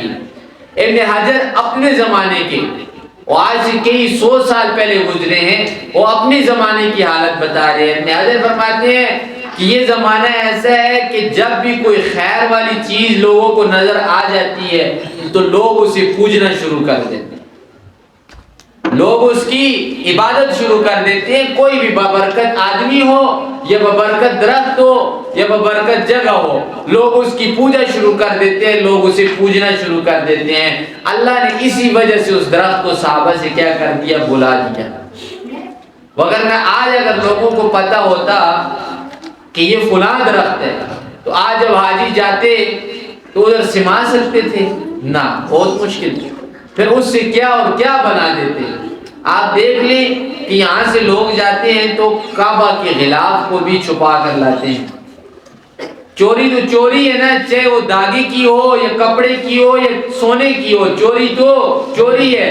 یہ لوگ جا کے برکت کے لیے اسے آہستہ سے کاٹ کر جیب میں کچھ دانے، اس کے داغے کے کچھ دانے اپنے جیب میں رکھ کر واپس آتے ہیں، برکت ہوگی۔ چوری کی چیز سے کون سی برکت؟ کوئی برکت بھی نہیں۔ تو فرمایا اس درخت کو بھی بلا دیا۔ یہ درخت بھی حقیقت تھا اور مومنین جن کے ساتھ اللہ نے وعدہ کیا یہ بھی حقیقی وعدہ ہے۔ اور پیغمبر علیہ السلام کے سامنے کچھ لوگ آئے، ایک آدمی آیا، اس نے کہا فلاں آدمی حطب جہنم کے اندر جائے گا، جہنم میں جلے گا۔ حطب کا غلام آیا، کہنے لگا کہ حطب جہنم میں جلے گا۔ پیغمبر علیہ السلام نے فرمایا تو جھوٹا ہے، تو جھوٹ کہہ رہے ہیں۔ حطب حدیبیہ کے مقام پر تھا، صلح کے اندر حطب شامل تھا، یہ جہنم میں نہیں جلے گا۔ تو پتہ چلا جو اس صلح کے اندر شامل تھے ان سب کے ساتھ اللہ کی رضا کا وعدہ ہے اور وہ جہنم میں نہیں جا سکتے اور وہ گمراہ بھی نہیں ہو سکتے۔ فعلم ما فی قلوبہم فانزل السکینۃ، اللہ نے اتار دی سکینت یعنی سکون، اطمینان علیہم ان پر، واصابہم فتحا قریبا، اور اللہ نے پہنچا دی انہیں بہت قریب کی فتح۔ بہت قریب کی فتح سے مراد یہ صلح حدیبیہ ہے۔ صلح حدیبیہ ہی ان کے لیے کیا تھی؟ فتح تھی۔ فتح کا دروازہ تھا صلح حدیبیہ کہ مسلمانوں کا وجود کافروں نے مان لیا۔ کافروں کا وجود ماننا، کافروں نے جب مسلمانوں کا وجود مانا تو سب سے پہلی ہار ہی کافروں کی ادھر ہوگی، اپنے مقابلے میں مسلمانوں کو سمجھ لیا۔ اور فرمایا وَمَغَانِمَ كَثِيرَةً يَأْخُذُونَهَا، اور اللہ نے تمہیں کتنی ہی زیادہ غنیمتیں دی جن کو تم لے رہے تھے۔ اور غنیمتیں کیا ہیں؟ یعنی یہود کے باغات وغیرہ، یہود کے علاقے وغیرہ یہ مسلمانوں نے لے لی۔ اور ابن عمر رضی اللہ تعالیٰ عنہ خود فرماتے ہیں کہ ہم نے یہود سے غنیمت کے اندر سونا چاندی نہیں لیا، ہم نے ان سے اونٹ، بیل وغیرہ، کھیتیں وغیرہ اور وادیاں وغیرہ ہم نے غنیمت کے اندر لی۔ وَكَانَ اللَّهُ عَزِيزًا حَكِيمًا، اور ہے اللہ حکمت والا اور غالب۔ وَعَدَكُمُ اللَّهُ، اللہ نے وعدہ کیا تمہارے ساتھ، مغانم کثیرۃ تأخذونها، کہ تم لوگے بہت زیادہ غنیمتیں۔ فَعَجَّلَ لَكُمْ هَذِهِ، اور جلدی کی تمہارے لیے اللہ نے اس فتح کے ساتھ، یہ فتح اللہ نے تمہیں جلدی جلدی دے دی۔ وَكَفَّ، یہ اللہ کا بہت بڑا احسان ہے جو یہاں پر گنوایا جا رہا ہے۔ وَكَفَّ أَيْدِيَ النَّاسِ عَنْكُمْ، کافروں کے ہاتھوں کو تم مسلمانوں سے روکا کہ وہ تمہارے اوپر اٹھتے نہیں تھے۔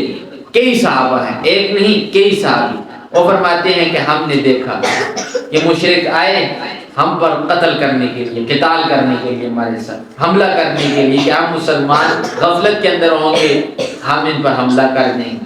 ایک صحابی فرماتے 80 آدمی آئے کہ جائیں گے، مسلمان اپنے کاموں میں لگے ہوں گے، ہم جا کر قتل کر دیں گے۔ لیکن صحابی فرماتے ہیں کہ محمد رسول اللہ کے ساتھیوں نے انہیں صحیح سلامت پکڑ لیا، پکڑ کر لا کر محمد رسول اللہ کے حوالے کیا۔ محمد رسول اللہ نے کوئی جوابی کارروائی نہیں کی۔ کیوں؟ جو صلح کی ہوئی ہے وہ صلح ٹوٹے نہ۔ یہ صلح اور جرگہ یہ دونوں بہت بڑی چیزیں ہیں، یاد رکھنا۔ آج تو اس کا ہم نے تماشا بنایا ہے نا، لیکن اگر حقیقت کے اندر دیکھا جائے تو جرگہ اور صلح یہ دونوں بہت بڑی چیزیں ہیں، اور یہ اسلام کی روح سے بھی اور یہ جو غیرت خاندانی غیرت ہوتی ہے اس روح سے بھی انہیں بہت بڑا درجہ حاصل ہے۔ صلح کرنے کے بعد صلح کر دی، صلح کرنے کے بعد اب کوئی بھی گروہ وہ دغابازی اگر کرتا ہے، صلح کے اندر گڑبڑ جب کرتا ہے تو اللہ کا بھی مجرم ہے اور لوگوں کا بھی مجرم ہے۔ تو فرمایا کہ ہم نے روکا ان کے ہاتھوں کو تم سے، یعنی ہم نے قتل کرنے نہیں دیا، وَأَيْدِيَكُمْ عَنْهُمْ، اور جو تمہارے ہاتھ ہیں ان کو ہم نے ان سے روک دیا، قتل کرنے نہیں دیا محمد رسول اللہ کو کہ آپ انہیں قتل کریں، صحیح سلامت انہیں واپس کرنے، آپ کی صلح ٹوٹے نہ۔ آپ نے اللہ کے نام کے اوپر صلح کی ہے، آپ نے درخت کے نیچے اللہ کے نام کے اوپر بیعت کی ہے اور آپ کے ساتھ اللہ کی مدد تھی، تو آپ نے ایسا معاملہ نہیں کرنا۔ وَكَفَّ أَيْدِيَ النَّاسِ وَلِتَكُونَ آیَةً لِلْمُؤْمِنِينَ، تاکہ کیا ہو، ایک نشانی ہو مومنوں کے لیے، ایک سبق ہو مومنوں کے لیے کہ صلح کو برقرار رکھا، تکلیفیں اٹھائی، پریشانیاں اٹھائی، لیکن صلح ٹوٹنے نہیں دی۔ اللہ نے پھر کیا کیا، کیسا سرفراز ہے، وَيَهْدِيَكُمْ صِرَاطًا مُسْتَقِيمًا، اور سیدھا راستہ دکھلایا تمہیں، وَأُخْرَىٰ لَمْ تَقْدِرُوا عَلَيْهَا، اور دوسری فتح لَمْ تَقْدِرُوا عَلَيْهَا، جس پر آپ نے قدرت اور تمکین حاصل نہیں کی، قَدْ أَحَاطَ اللَّهُ بِهَا، لیکن اللہ نے تو اس کا احاطہ کیا ہوا۔ مسلمان اسی سال مسلمانوں کی قدرت نہیں ہوئی کہ مسلمان فتح مکہ کر لیں، مکہ کو فتح کر لیتے، لیکن اللہ نے تو مسلمانوں کے لیے ایک فیصلہ کیا ہوا تھا، کچھ سوچا ہوا تھا، اللہ نے وقت کے اوپر مکہ کو محمد رسول اللہ کے حوالے کر دیا۔ وَقَالَ اللَّهُ عَلَىٰ كُلِّ شَيْءٍ قَدِيرٌ، اور ہے اللہ ہر چیز کے اوپر قادر۔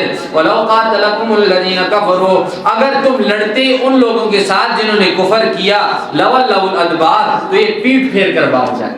کافر آپ کے سامنے مسلمانوں ٹک نہیں سکتے، لیکن آج مسلمانوں کی نظروں میں کافر اتنے بڑے ہو گئے ہیں کہ مسلمان کی ہمت ہی نہیں ہوتی کہ کافر پر وار کرے۔ اگر مسلمان ہو، کلمہ پڑھنے والا ہو، قرآن پر زندگی گزارنے والا ہو، نام کا مسلمان، نادرہ کا مسلمان نہیں بلکہ قرآن کا، حقیقی قرآن کا مسلمان ہو، وہ جب کافر پر وار کرے تو کافر کبھی بھی نہیں جیت سکتا۔ اللہ کا فیصلہ ہے قرآن کے اندر، وَأَنْتُمُ الْأَعْلَوْنَ إِن كُنتُم مُؤْمِنِينَ، تم ہی سربلند ہوگے، تمہیں ہی فتح ہوگی اگر تم مومن ہوئے۔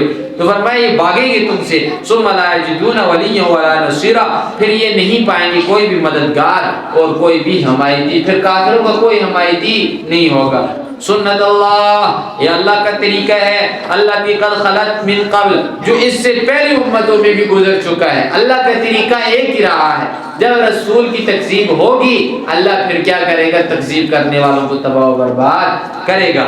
وَلَن تَجِدَ لِسُنَّتِ اللَّهِ تَبْدِيلًا، ہرگز آپ اللہ کی سنت کے اندر کوئی تبدیلی، سنت اللہ یہ اللہ کا طریقہ ہے، التی وہ طریقہ، قد خلت من قبل جو پہلی امتوں کے اندر گزر گیا۔ وہ طریقہ کیا ہے، جب بھی امت بگڑتی ہے، رسول کی امت تکذیب کرتی ہے، رسول کو جھٹلاتی ہے، بار بار سمجھانے پر جب نہیں سمجھتی تو اللہ پکڑ لیتے ہیں۔ وَلَن تَجِدَ لِسُنَّتِ اللَّهِ تَبْدِيلًا، اور ہرگز تم لوگ اللہ کے طریقے کو، اللہ کی سنت کو تبدیل ہوتے ہوئے نہیں پاؤ گے، اللہ کی سنت کبھی بھی بدلتی نہیں۔ وَهُوَ الَّذِي، وہی اللہ، كَفَّ أَيْدِيَهُمْ عَنكُمْ، جس نے روکا ان کے ہاتھوں کو تم سے،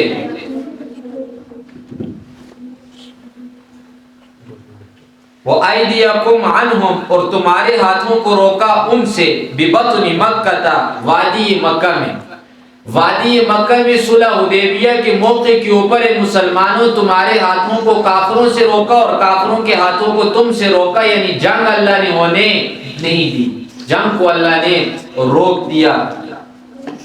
مِن بَعْدِ أَنْ أَظْفَرَكُمْ عَلَيْهِمْ، بعد اس کے کہ اب کیا وہ لوگ جھپٹنے کے اوپر آئے تھے تمہارے اوپر، اب اگر اللہ نہ چاہتا نا تو یہ جنگ ہو جاتی، لیکن اللہ کی یہ منشا اور ارادہ نہیں تھا، اللہ کی یہ مرضی تھی کہ جنگ نہ ہو۔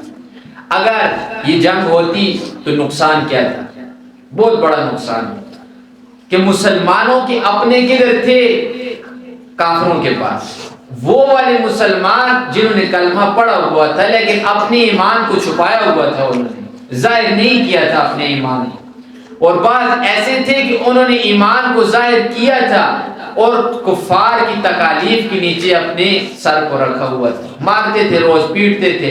اب اگر ادھر جنگ لگ جاتی تو ان مسلمانوں کی کیا حالت ہوتی؟ ان کو تو کوئی نہیں چھوڑتا، پکڑ کر انہیں ذبح کر دیا جاتا۔ یہ سب سے بڑی حکمت تھی۔ وَكَانَ اللَّهُ بِمَا تَعْمَلُونَ بَصِيرًا، جو کچھ تم کرتے ہو اللہ اسے دیکھنے والا ہے۔ فرمایا جو کچھ مسلمانوں تم کر رہے ہو اللہ اسے خوب دیکھ رہا ہے۔ اللہ کو پتہ ہے کہ مسلمانوں کے دلوں کو تنگی پہنچی ہے، کہ جو شرائط لگائی گئی ہیں مسلمانوں کی مرضی کے خلاف ہیں، لیکن اللہ اور اس کے رسول کے منہ کے پیچھے یہ لوگ چپ ہوئے ہیں، اللہ اوپر دیکھ رہا ہے۔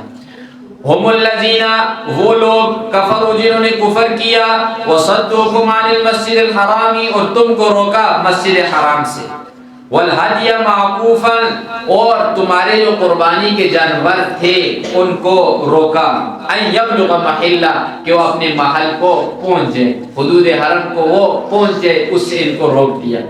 مسلمانوں کو پیغمبر علیہ السلام نے فرمایا کہ مسلمانوں میں نے خواب دیکھا ہے، خواب کے اندر ہم نے عمرہ کر لیا ہے، تو اب ہم کیا کریں گے؟ نکلیں گے، چلیں گے عمرے کے لیے۔ 1400 صحابہ نے احرام کی حالت میں سفر شروع کیا۔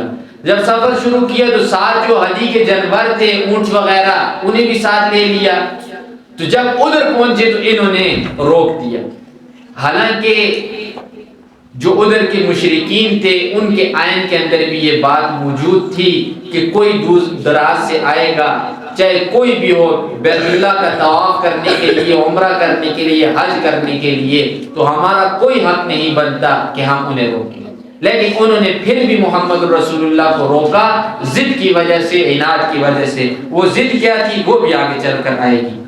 فرمایا وَلَوْلَا رِجَالٌ مُؤْمِنُونَ وَنِسَاءٌ مُؤْمِنَاتٌ، اگر نہ ہوتے مومن مرد اور مومن عورتیں، لَمْ تَعْلَمُوهُمْ، جنہیں تم نہیں جانتے۔ پتہ تو نہیں چلتا نا، لڑائی جب چھڑتی ہے تو پتہ انسان کو نہیں چلتا کہ آگے میں کس کو مار رہا ہوں، تو آگے اپنوں کو ماریں گے، مسلمانوں کو ماریں گے، اور مسلمان کے اوپر دوسرے مسلمان کا خون بہانا کیا ہے؟ حرام ہے۔ یہ کسی مذہب نے اجازت آپ کو نہیں دی کہ ایک مسلمان اٹھ کر دوسرے مسلمان کو مارے۔ فرمایا ان تطؤوہم فتصیبکم منہم معرۃ بغیر علم، فرمایا پھر کیا ہوتا؟ تم روند ڈالتے، مسلمانوں کو تو اللہ نے طاقت دی ہے، فرمایا مسلمانوں تم روند ڈالتے ان کافروں کو، لیکن کافروں کو روندتے روندتے ساتھ تم مسلمانوں کو بھی روند دیتے، جو اللہ کی مرضی نہیں ہے۔ لیدخل اللہ فی رحمتہ من یشاء، یہ سارا ماجرا کیوں کیا اللہ نے؟ تاکہ اللہ جسے چاہے اپنی رحمت کے اندر داخل کر دے۔ وَلَوْ تَزَيَّلُوا، اگر کافر اور مسلمان علیحدہ ہوتے کہ پتہ چلتا کہ اب مکہ کے اندر صرف اور صرف مشرک ہیں، صرف اور صرف کافر ہیں، مسلمان نہیں ہیں، تو اللہ فرماتے ہیں لَعَذَّبْنَا الَّذِينَ كَفَرُوا، تو البتہ ہم عذاب دیتے کافروں کو، عذابًا علیما، ایک دردناک قسم کا عذاب، لیکن وہ عذاب نہیں دیا، کیوں؟ ادھر مسلمان موجود تھے۔ اِذْ جَعَلَ الَّذِينَ كَفَرُوا، جب رکھ دیا کافروں نے، فی قلوبہم، اپنے دلوں کے اندر، الحمیت، حمیت الجاہلیت، غیرت کو، لیکن کون سی غیرت؟ جاہلیت کی غیرت۔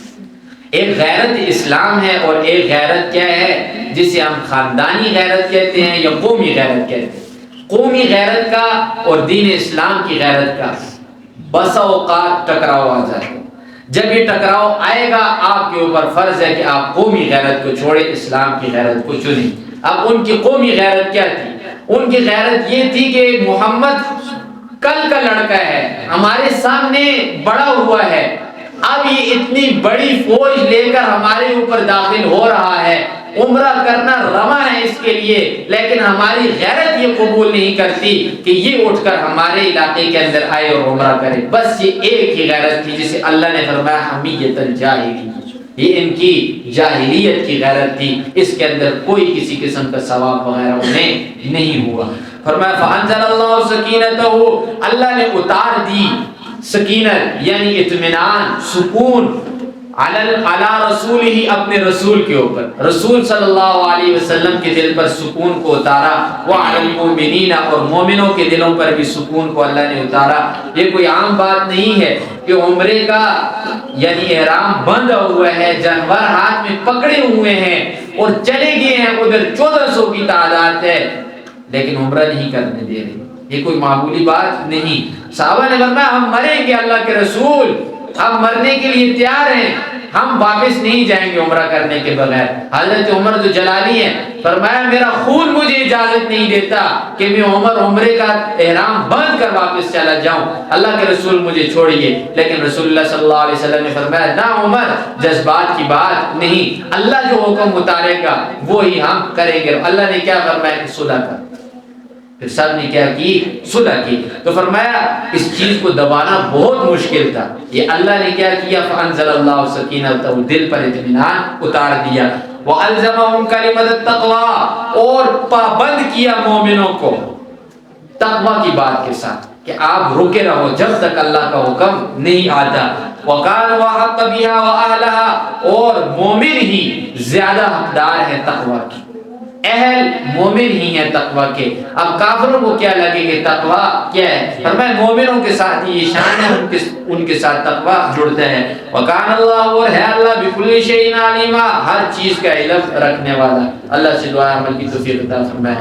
الله رسوله الرؤيا بالحق لتدخلن المسجد الحرام إن شاء الله آمين محلقين رؤوسكم ومقصرين لا تخافون فعلم ما لم تعلموا فجعل من دون ذلك فتحا قريبا صدق الله العظيم۔ ایک شبہ کا ازالہ، شبہ مومنین کے دلوں میں یہ پیدا ہو گیا تھا، رسول نے دیکھا خواب، رسول نے کہا کہ ہم عمرہ کریں گے اور سروں کو منڈوائیں گے، ٹھیک، لیکن اب ہوا نہیں عمرہ، عمرے سے ہمیں واپس کر دیا جائے، اب کیا ہوگا؟ یہ شبہ تو سارے مومنین کے دلوں میں آ گیا۔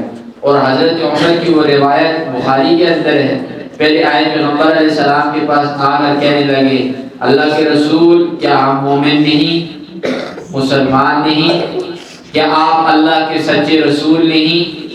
فرمایا ہاں عمر ہوں۔ اور فرمایا اے اللہ کے رسول کیا آپ نے خواب نہیں دیکھا؟ فرمایا عمر دیکھا ہے خواب۔ اللہ کے رسول پھر واپس کیوں جا رہے ہیں، پھر عمرہ چھوڑ کر واپس کیوں جا رہے ہیں؟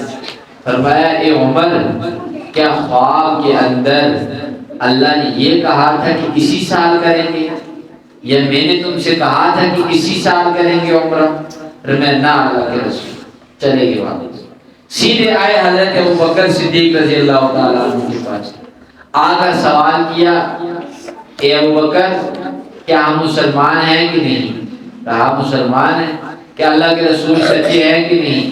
کہا ہیں۔ فرمایا کیا رسول اللہ نے خواب دیکھا تھا کہ نہیں دیکھا تھا؟ کہا دیکھا ہے۔ تو پھر ہم عمرے کے بغیر کیوں جا رہے ہیں ابوبکر؟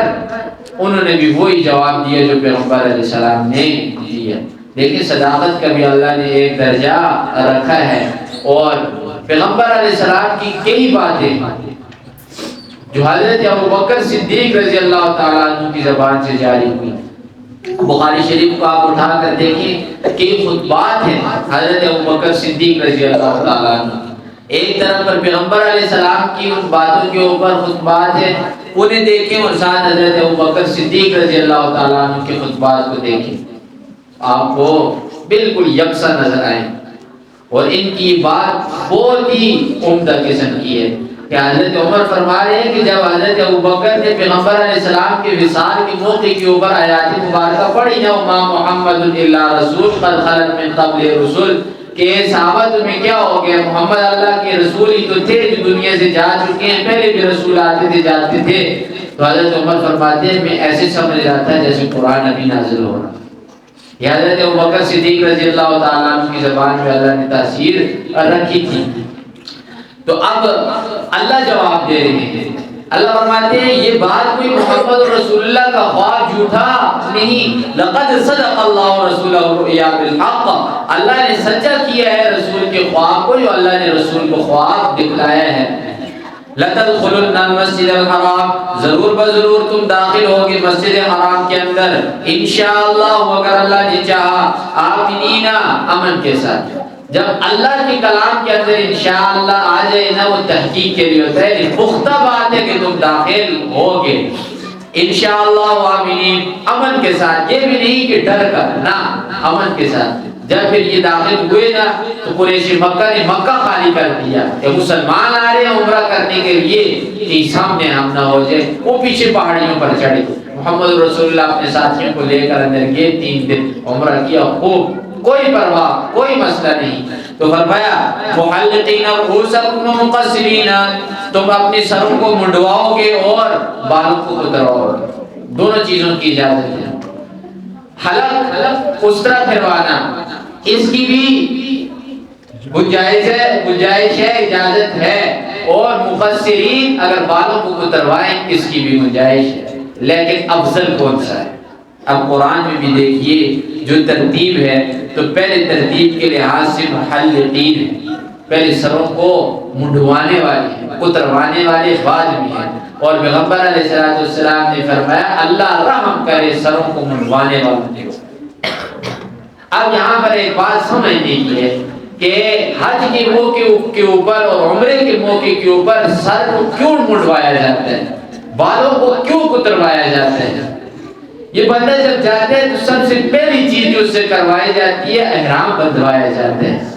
یہ بندے کو کہا جاتا ہے کہ دیکھ بندے تو اللہ کے سامنے ذلیل ہے، اللہ کے سامنے کیا ہے؟ تیری مطلب کوئی حیثیت اللہ کے سامنے نہیں، اپنے آپ کو تو گرا جتنا گرا سکتا ہے۔ سب سے پہلی چیز انسان کے تن کے اوپر سب سے بڑی چیز کپڑا ہے نا، وہ سلے ہوئے کپڑے، ریشم کے کپڑے، عمدہ کپڑے جس پر لوگ تکبر و فخر کرتے ہیں، اللہ فرماتے ہیں ان ساری چیزوں کو چھوڑ کر اب میرے پاس آیا ہے نا تو میری مرضی سے آئے گا، ذلیل ہو کر آئے گا۔ جتنا کوئی انسانوں میں جو کوئی جتنا اللہ کے سامنے ذلیل ہوتا ہے، یاد رکھیں اللہ اسے لوگوں کے سامنے اتنا ہی زیادہ بلند کرتا ہے۔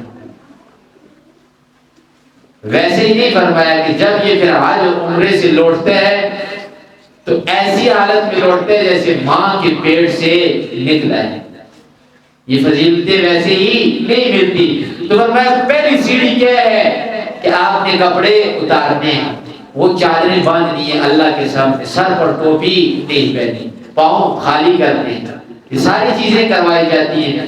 انہی کے اندر گنجا بھی آتا ہے۔ پہلے زمانے کے اندر خوارج خارجی لوگ جو لوگ ہوا کرتے تھے، باغی جنہیں اپنی زبان میں آتے تھے، انہیں جب پکڑا کرتے تھے تو ان کے ہاں یہ سزا ہوا کرتی تھی کہ سر کو ٹیڑھ کیا جاتا تھا۔ کس کے طور پر؟ تذلیل کے طور پر، ذلیل کرنے کے طور پر، کہ انہیں حیا آئے، انہیں شرم آئے۔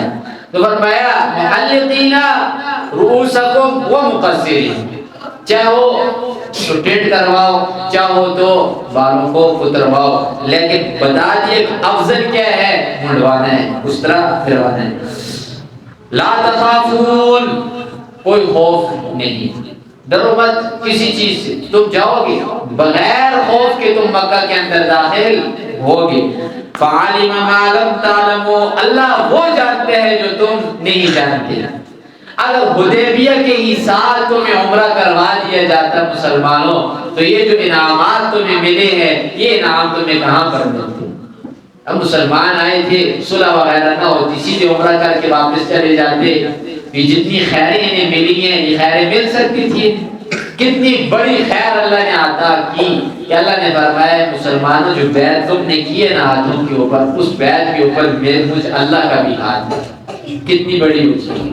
پھر اللہ کا وعدہ آ گیا، وہ بیت رضوان والوں کے لیے اللہ کا وعدہ آ گیا کہ اللہ انہیں جنت عطا کرے، اللہ ان سے راضی ہے۔ یہ چیزیں انہیں ملتی، وہ خیبر پھر ملتا، خیبر کی فتح انہیں ملتی نہ ملتی۔ فرمایا فعلم ما لم تعلموا، اللہ وہ جانتا ہے جو تم نہیں جانتے۔ بسا اوقات انسان کے ساتھ ایک ایسا معاملہ پیش آ جاتا ہے، انسان کہتا ہے اللہ یہ تو نے کیا کر دیا، حالانکہ انسان کو اس معاملے کی سمجھ نہیں آتی۔ وقتی انسان سمجھتے میرے لیے بہت برا ہوا، لیکن کچھ سال گزرتے ہیں، کچھ عرصہ گزرتا ہے، انسان پھر سمجھتا ہے اللہ خوب بہتر کرنے والے ہیں، اللہ میرے لیے خوب بہتر سوچتے ہیں، اگر وہ معاملہ میرے ساتھ نہ ہوتا میں آج اس جگہ پر کام کروں۔ ہو نہیں سکتے. فعلم ما لم تعلم، اللہ جو جانتے وہ تم نہیں جانتے. فجعل من دون ذلك فتحا قریبا، اس فتح کے علاوہ ایک اور فتح قریب کے اندر ہے. یعنی عمرہ قضا جو آپ کریں گے نا، حدیبیہ کے موقع پر روک دیا، عمرہ نہیں کیا. پھر آئندہ جو اگلا سال آیا تو پھر مسلمانوں نے عمرہ قضا کیا. جو پہلے عمرہ رہ گیا تھا نہیں کرتے دیا، اور دوبارہ قضا کا عمرہ کیا. اللہ فرماتے ہیں جب قضا کا عمرہ کرنے تم آؤ گے، اس سے پہلے اللہ تمہیں ایک فتح عطا کرے گا. اور فتح کیا تھی؟ فتح خیبر تھی. خیبر کو قابو میں کر لیا. فجعل من دون ذلك فتحا قریبا، فتح قریب، اس سے مراد خیبر ہے. هو الذي ارسل رسوله بالهدى، یہ آیت کریمہ.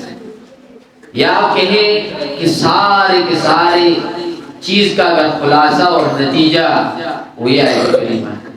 اس آیت کریمہ کے الفاظ کو غور کیجئے. هو الذي، وہ اللہ، وہ ذات، اللہ کی ذات، ارسل رسولہ، جس نے بھیجا اپنے رسول، بالہدا، ہدایت کے ساتھ. ہدایت کیا ہے؟ یہ قرآن.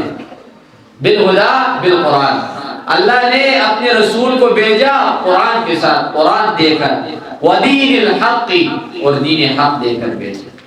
اب پیغمبر کو ہم نے ویسے ہی کتاب نہیں پکڑائی.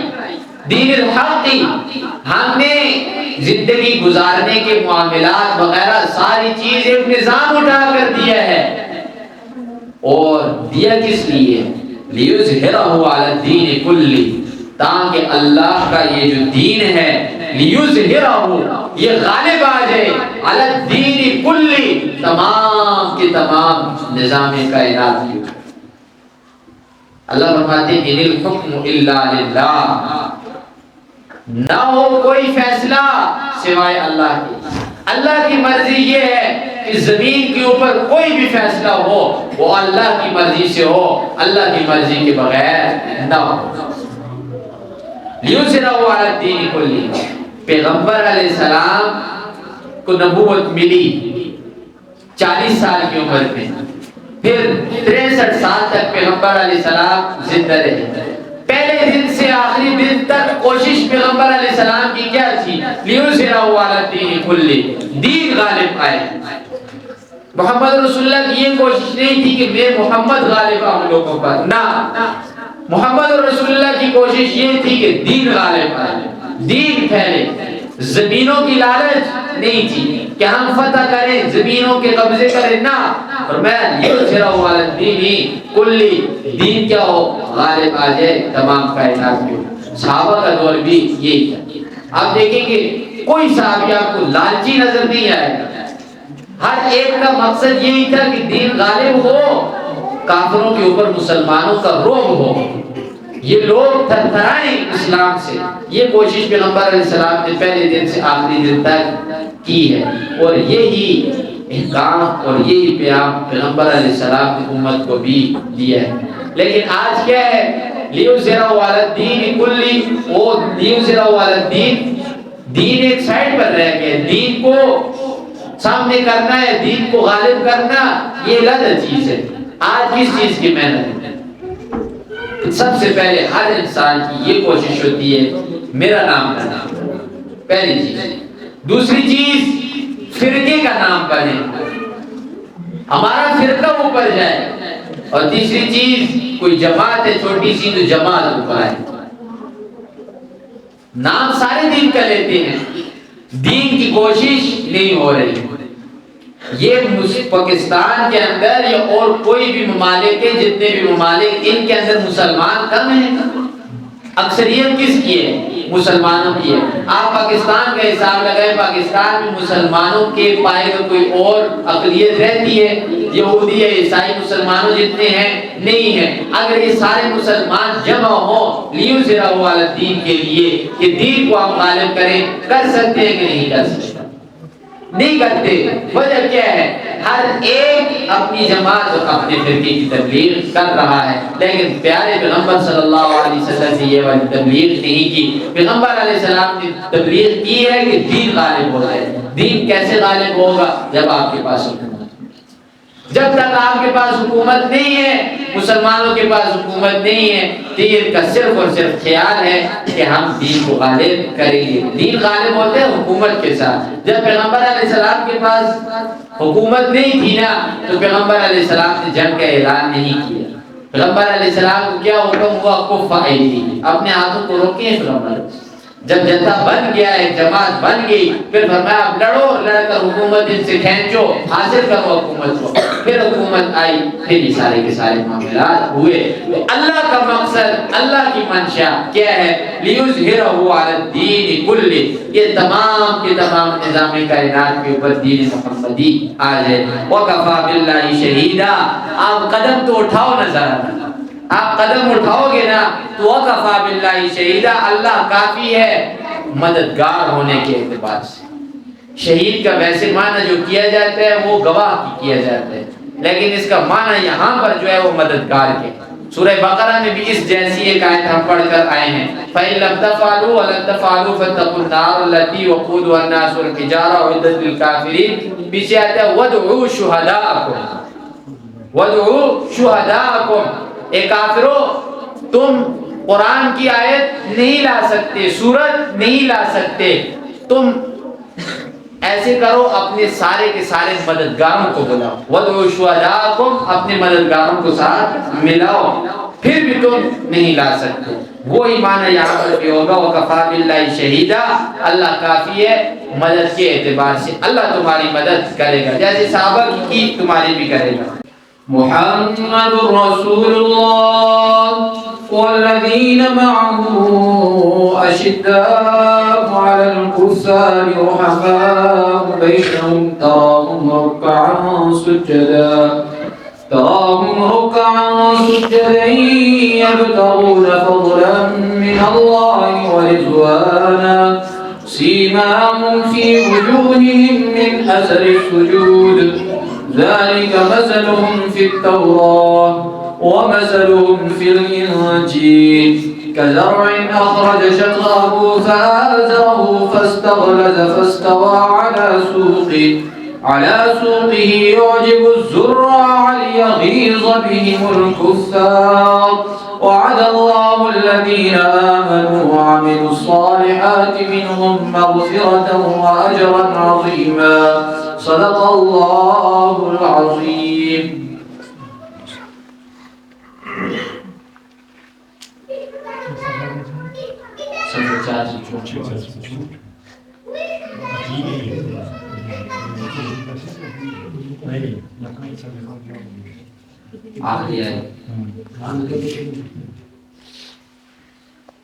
اس سے پہلے والی آیت کریمہ کے اندر بیان ہو گیا کہ دین کا مقصد یہ ہے کہ دین تمام کے تمام ادیان پر غالب آ جائے، تمام نظام کائنات کے اوپر اللہ کا دین غالب ہو، اس لیے پیغمبر صلی اللہ علیہ وسلم کو بھیجا، اور پیغمبر علیہ السلام اور پیغمبر علیہ السلام کے ساتھیوں نے یہ کام کیا کہ پوری دنیا میں اسلام غالب رہا۔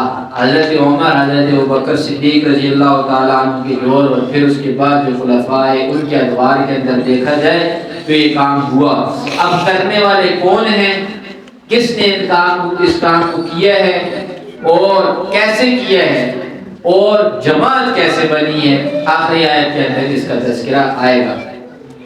فرمایا محمد رسول اللہ، محمد اللہ کے رسول ہیں۔ اب پیغمبر علیہ السلام کو اس چیز کے اندر تسلی بھی ہے کہ اگر یہ منافقین، یہ کفار آپ کو نہیں مانتے، آپ نے پریشان نہیں ہونا، میں اللہ اس بات کی گارنٹی دیتا ہوں کہ آپ اللہ کے رسول، محمد رسول۔ والذین معه، اور جو لوگ آپ کی معیت کے اندر ہیں، یعنی جو لوگ آپ کے ساتھ ہیں، محمد رسول اللہ ہیں اور محمد رسول اللہ کے ساتھی۔ معیت کون سی ہے، ساتھ رہنا کون سے ہے؟ ایک تو معیت زمانی ہے، یعنی سامنے بیٹھنا، اٹھنا، چلنا، پھرنا، کھانا، پینا پیغمبر علیہ السلام کے ساتھ ہے، ہر چیز کو دیکھ بھال کرنا۔ پیغمبر علیہ السلام کی صحبت کا بہت بڑا اثر۔ ایک صحابی آئے، آ کر حضرت ابوبکر صدیق رضی اللہ تعالیٰ عنہ سے کہنے لگے کہ حضرت ابوبکر صدیق میں یہ سمجھتا ہوں کہ میں منافق ہو گیا. پوچھا کیوں؟ کہنے لگے میں پیغمبر علیہ السلام کے سامنے جب بیٹھتا ہوں تو میرے دل کی کیفیت کوئی اور ہوتی ہے، جب بیوی بچوں کے پاس جاتا ہوں تو دل کی کیفیت کوئی اور ہوتی ہے. حضرت ابوبکر صدیق فرمانے لگے اچھا یہ حالت تو میرے ساتھ بھی ہوتی ہے، کہ میں بھی منافق ہو گیا؟ چلو چلتے ہیں رسول اللہ کے پاس. جا کر کہنے لگے اللہ کے رسول ہم آپ کے پاس ہوتے ہیں دل کی حالت اور ہوتی ہے، بیوی بچوں کے پاس جاتے ہیں دل کی حالت اور ہوتی ہے، یہ کیا مانے؟ پیغمبر علیہ السلام نے فرمایا یہ ہو نہیں سکتا کہ جو حالت آپ کی پیغمبر کے سامنے بیٹھ کر ہو وہ کسی اور جگہ میں ہو، نہیں ہو سکتا. پیغمبر علیہ السلام کی صحبت کا اتنا اثر ہے. تو ان صحابہ کو پیغمبر علیہ السلام کی معیت زمانی مکانی ہر چیز ملی ہے، ساری چیزوں کی تربیت انہوں نے پائی ہے پیغمبر علیہ السلام نے، اور پیغمبر علیہ السلام سے انہوں نے تربیت پائی. اور پیغمبر علیہ السلام کی تربیت کس نے کی؟ خود اللہ نے کی. تو نہ اس جماعت کے اندر فرق ہو سکتا ہے، یعنی جماعت صحابہ، اس کے اندر آپ کوئی فرق اور کوئی نقص نہیں نکال سکتے. کیوں؟ یہ آپ کے سامنے ہے قرآن، یہ قرآنی شخصیات ہے، تاریخی چیزوں کی کوئی حیثیت نہیں ہے.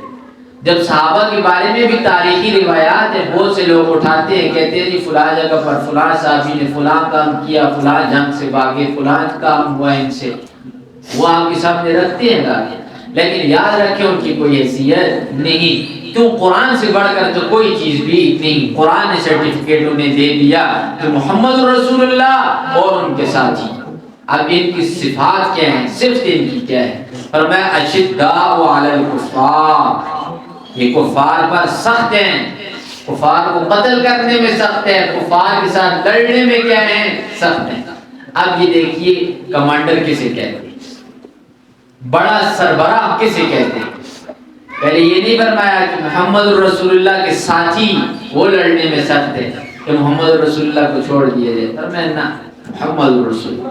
محمد رسول اللہ پہلے ہیں، پہلے لڑنے میں پہلے ہیں. محمد رسول اللہ کی صفات جو حدیث میں بیان ہوئی ہے نا، وہ ایک ہے نبی السیف، تلوار والا نبی.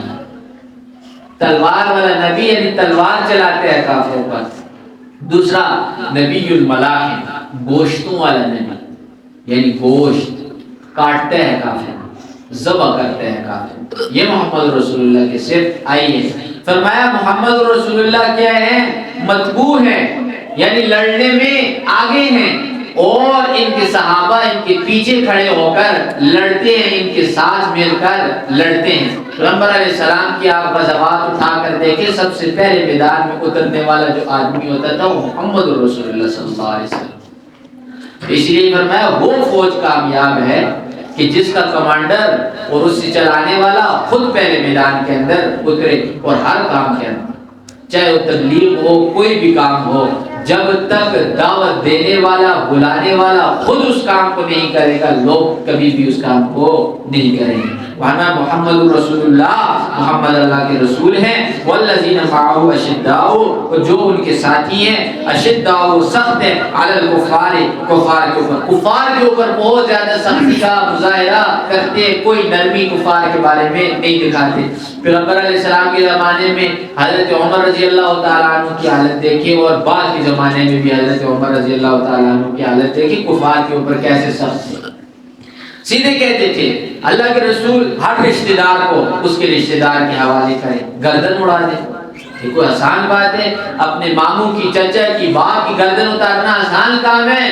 بہت مشکل کام ہے. لیکن ایسے صحابہ تھے جو کیا کرتے تھے؟ بالکل آسرا نہیں کرتے. اشداء بہت سخت مظاہرہ علی الکفار اور رحماء بینہم، لیکن آپس میں کیا ہیں؟ بہت زیادہ رحم دل ہے. آپس میں اگر کوئی سخت بات بھی کرتے ہیں، کوئی ظلم بھی کرتے ہیں، تو یہ کیا کرتے ہیں؟ برداشت کرتے ہیں. کوئی کسی قسم کا بدلہ، انتقام، آگ ان کے اندر آپس میں نہیں. انہوں نے آگ کس کے لیے چھپا کر رکھی تھی؟ کافروں کے لیے. آج مسلمانوں کی تباہی کی سب سے بڑی وجہ کیا ہے؟ اچھا، مرد کے اندر غصے کا ہونا یہ بہت نہایت ضروری چیز ہے. غصہ انسان کے اندر ہونا چاہیے، اب اس غصے کو ظاہر کدھر کرنا ہے، وہ ایک مقام ہے۔ ہر جگہ پر غصہ ظاہر کرنا یہ مردانگی نہیں۔ جہاں پر غصہ ظاہر کرنے کی جگہ ہے ادھر جب آپ غصہ ظاہر کریں گے یہ مردانگی۔ اور قرآن و حدیث نے آپ کو غصہ ظاہر کرنے کی جگہ بتائی ہیں، وہ کیا ہے؟ کافروں کے اوپر۔ کافروں کے اوپر اپنے غصے کو کیا کریں؟ ظاہر کریں۔ آپس میں مسلمانوں کے ساتھ غصے کو ظاہر مت کریں۔ اور صحابہ کی یہی حال ہے، آپس میں رہ دل، لیکن کافروں کے ساتھ جب معاملہ آتا تھا تو پھر بہت زیادہ سخت۔ پیغمبر علیہ السلام کو بھی غصہ آیا ہے، کئی مواقع کے اوپر آیا ہے۔ صحابی فرماتے ہیں آپ نے اللہ کے رسول کو دیکھا، آنکھیں سرخ ہو گئی، چہرہ لال ہو گیا اور غصے کے ساتھ بولے۔ کیوں؟ جب دین اسلام کی بات آتی ہے تو پھر وہ مرد ہے اور وہ غیرت مند مرد ہے جسے غصہ آئے۔ اور آپس میں جب مسلمانوں کے ساتھ غصہ آئے گا پھر ہمارا کافروں کے اوپر غصہ کبھی بھی نہیں نکلے گا۔ آج وجہ یہ ہے، آج کافر جو کچھ کریں لیکن مسلمان اگر کچھ کرے گا تو غصہ ضرور آئے گا۔ رحماء بینہم، دو صفات آ گئی، اشداء علی الکفار، رحماء بینہم۔ تراہم، آپ انہیں دیکھیں گے رکعاً، رکوع کی حالت میں، سجداً، سجدے کی حالت میں۔ اور پیغمبر علیہ السلام جب تہجد کے وقت چکر لگاتے تھے تو پیچھے تفصیل گزر چکی ہے، کیسے جاتے تھے؟ دیکھتے تھے کوئی رکوع کے اندر ہے، کوئی سجدے کے اندر ہے، کوئی قرآن پڑھ کر رو رہا ہے تو کوئی سجدے کے اندر رو رہا ہے، کوئی رکوع کے اندر رو رہا ہے، کوئی دعا کرتے ہوئے رو رہا ہے۔ یہ پیغمبر علیہ السلام چکر لگاتے تھے۔ فرمایا تراہم، آپ انہیں دیکھیں گے رکعاً، رکوع کرتے ہوئے، سجدہ اور سجدہ کرتے ہوئے، یعنی حالت نماز کا بیان ہے، یعنی رکوع اور سجدہ وہ کیا کرتے تھے۔ یبتغون، وہ ڈھونڈتے ہیں، فضلا من اللہ، اللہ کا فضل۔ اللہ کے فضل سے تمام چیزیں مراد ہیں، روزی بھی مراد ہے، خیر و عافیت بھی مراد ہے، ہر چیز مراد ہے۔ اور سب سے بڑی چیز وہ رضوانہ، اللہ کی خوشنودی، اللہ کی رضامندی ڈھونڈتے ہیں۔ ہر وقت انہیں یہی تلاش ہوتی ہے کہ اللہ ہم سے راضی ہو جائے، اور ہر ایک کے دل کے اندر اللہ کا خوف ہے۔ یہ چیزیں تب ہوتی ہیں جب انسان کے دل کے اندر خوف آتا ہے۔ جب انسان کے دل کے اندر خوف نہ ہو پھر یہ چیزیں فائدہ نہیں دیتی۔ سیماہم فی وجوہہم، آپ پہچانیں گے ان کے چہروں کے اندر، من اثر السجود، سجدوں کا اثر۔ اس سے مراد وہ گڈھے نہیں ہیں جو پیشانی کے اوپر پڑ جاتے ہیں۔ یہ کبھی کبھی انسان کی بیماری کی وجہ سے بھی آتے ہیں، اور کسی کی جلد ایسی ہوتی ہے کہ اس کے اوپر گڈھے پڑ جاتے ہیں۔ آپ یہ نہیں کہہ سکتے کہ قرآن میں وہ مراد نہ۔ سیماہم فی وجوہہم من اثر السجود، آپ ان کی پیشانیوں میں دیکھیں گے سجدوں کے اثر۔ سجدوں کے اثر سے کیا مراد ہے؟ سجدوں سے اثر سے مراد نور ہے، نور۔ اب آپ کہیں گے کہ نور کیسے نظر آتا ہے؟ نور سفید یا کالا ہونے کا نام نہیں ہے، اس چیز کو سمجھنا ضروری ہے۔ ہمارا معاشرہ بہت غلط چیزوں کی طرف جا رہا ہے۔ کالا سفید ہونا یہ نور کی نشانی نہیں۔ نور کی نشانی کیا ہے؟ آپ کسی شخص کے چہرے کو دیکھیں، چاہے وہ کالا ہو یا سفید ہو، آپ کا اندر سے دل کرتا رہے کہ میں اس کے چہرے کو دیکھتا رہوں۔ یہ کیا ہے؟ اثر سجود، یہ سجدے کے آثار ہیں۔ اور دوسری چیز اس سے بڑھ کر آپ کو بتاؤں کہ جو نمازی آدمی ہوگا اس کے چہرے کے اوپر رونق ہوگی، اور وہ رونق دور سے نظر آئے گی بنسبت اس آدمی کے جو بے نمازی ہے۔ بے نمازی انسان کے منہ کو آپ ایک منٹ بھی دیکھ نہیں سکتے۔ نمازی آدمی کو اگر آپ آدھا گھنٹہ بھی دیکھیں تو آپ کو کوئی فرق نہیں پڑتا، دل اکتاتا نہیں۔ یہی یہاں پر مراد ہے، سیماہم فی وجوہہم من اثر السجود، آپ دیکھیں گے ان کے چہروں کے اندر سجدے کے آثار، اثر۔ ذالک مثلہم فی التوراۃ، یہ ان کی مثالیں آئی ہیں تورات کے اندر، وَمَثَلُهُمْ فِي الْإِنْجِيلِ، اور یہی مثالیں آئی ہیں انجیل کے اندر۔ یہ صحابہ وہ شخصیات ہیں کہ قرآن نے تو ان کی گواہی دی ہی دی ہے، لیکن تورات اور انجیل نے بھی ان کی گواہی دی ہے۔ تورات نازل ہوئی ہے پیغمبر علیہ السلام سے تقریباً 2000 سال سے بھی زائد عرصے میں۔ یعنی 2000 سال سے زیادہ عرصہ تو گزرا، کم عرصہ نہیں گزرا، اتنی پرانی ان کی مثال اللہ نے تورات کے اندر بیان کی، پھر انجیل کے اندر بیان کی، پھر قرآن کے اندر بیان کی۔ اے معمولی لوگ ہیں، ان کو ہم معمولی سمجھتے ہیں، فرمایا نا وَمَثَلٌ فِي الْإِنجِيلِ، یہ مثالیں ان کی بیان ہے۔ مثال کیا ہے؟ كَزَرْعٍ أَخْرَجَ شَطْأَهُ، ان صحابہ کی جماعت کی مثال ایک کھیتی سی ہے۔ اخرج شطأہ، جیسے وہ کھیتی نکالتی ہے اپنی سوئی کو۔ آپ نے دیکھے کہ جب پودا سب سے پہلے زمین سے نکلتا ہے وہ سوئی کی طرح پتلا ہوتا ہے، بالکل کومپل جسے کہتے ہیں، کومپل ایک بالکل سوئی کی طرح اوپر نکلتے ہیں۔ اس کے بعد فآزرہ فاستغلظ، پھر وہ اسے تھوڑا موٹا ہوتا ہے اور مضبوط کرتا ہے اسے، فاستوى علی سوقہ، پھر وہ کھڑا کرتا ہے اسے تنے کے اوپر۔ یہ پہلے دن ہی جو تنا نہیں بنتا نا، تنا تو بعد کی چیزیں، پہلے کیا ہے وہ ایک سوئی کی طرح ہے۔ اور پھر فرمایا یعجب الزراع، پھر وہ جو کسان ہوتا ہے وہ تعجب کے اندر آ جاتا ہے، حیرانگی کے اندر آ جاتا ہے اور خوشی کے اندر آ جاتا ہے۔ جب کسان دیکھتے ہیں اپنی کھیتی کو لہلہاتی ہوئی تو اسے پسند کے اندر آتی ہے اور خوشی محسوس ہوتی ہے۔ آپ اگر ایک پودا گھر کے اندر رکھیں، 1 مہینہ 2 مہینہ 4 مہینوں سے پانی دیں، روزانہ اس کی دیکھ بھال کریں، جب وہ اپنے منزل پر پہنچ جاتے ہیں، پھل دینا جب وہ آپ کو شروع کرتے ہیں، ایک ٹماٹر کا درخت آپ لگائیں، آپ کے دل میں کتنی خوشی ہوتی ہے۔ فرمائے یہ وہی جماعت صحابہ ہے، ان کی مثال بھی کیا ہے؟ اسی کھیتی کی طرح ہے۔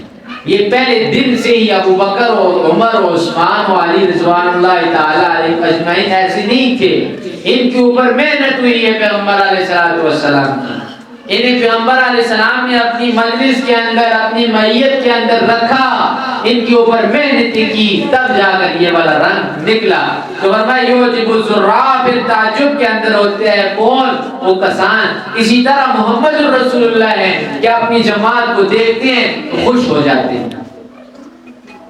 اور امی عائشہ رضی اللہ تعالیٰ عنہ فرماتی ہے جتنے بھی پریشان بیٹھے ہوئے ہوں پیغمبر علیہ السلام، جب ان کبار صحابہ میں سے کوئی صحابی آتا، پیغمبر علیہ السلام کھل جایا کرتے تھے، خوش ہو جایا کرتے تھے۔ فرمایا یعجب الزراع، کیوں؟ لیغیظ بہم الکفار، تاکہ کافروں کے اوپر پھٹکار پڑتی رہے، کافر یہ دیکھ کر جلتے رہیں۔ اور یہ واحد صحابہ کی جماعت ہے کہ جب یہ نام سنتے تھے کافر تو تھرتھراتے تھے، کانپتے تھے۔ اب اللہ فرماتے ہیں آخری آیت ہے، آخری آیت کا ٹکڑا ہے، وعد اللہ، اللہ کا وعدہ، الذین آمنوا، ان لوگوں سے جو ایمان لائے، وعملوا الصالحات، اور نیک اعمال کرتے رہے، منہم مغفرہ، ان میں سے بعضوں کے ساتھ اللہ کا مغفرت کا وعدہ ہے۔ بعضوں سے کیا مراد ہے؟ ہر وہ صحابی جو ایمان کی حالت میں دنیا سے رخصت ہو چکا۔ یہ نہیں کہ عبداللہ ابن ابی بھی بیچ میں تھا، اس نے بھی کلمہ پڑھا تھا، وہ نہ، فرمایا جو وہ صحابی جو پیغمبر علیہ السلام کے ساتھ لگا رہا اور اسی حالت ایمان کے اندر چلا گیا دنیا سے، اس کے ساتھ کیا ہے؟ اللہ کا وعدہ ہے، وہ اجرا عظیما، مغفرت بھی ہے اور اجر عظیم ہے جو اللہ نے تیار کر رکھا ہے، آخرت میں انہیں ملے گا۔ اللہ سے دعا ہے عمل کی توفیق عطا فرمائے۔ آمین الحمدللہ رب العالمین والصلاۃ والسلام علی رسول محمد و آلہ وصحبہ اجمعین برحمتک یا ارحم الراحمین۔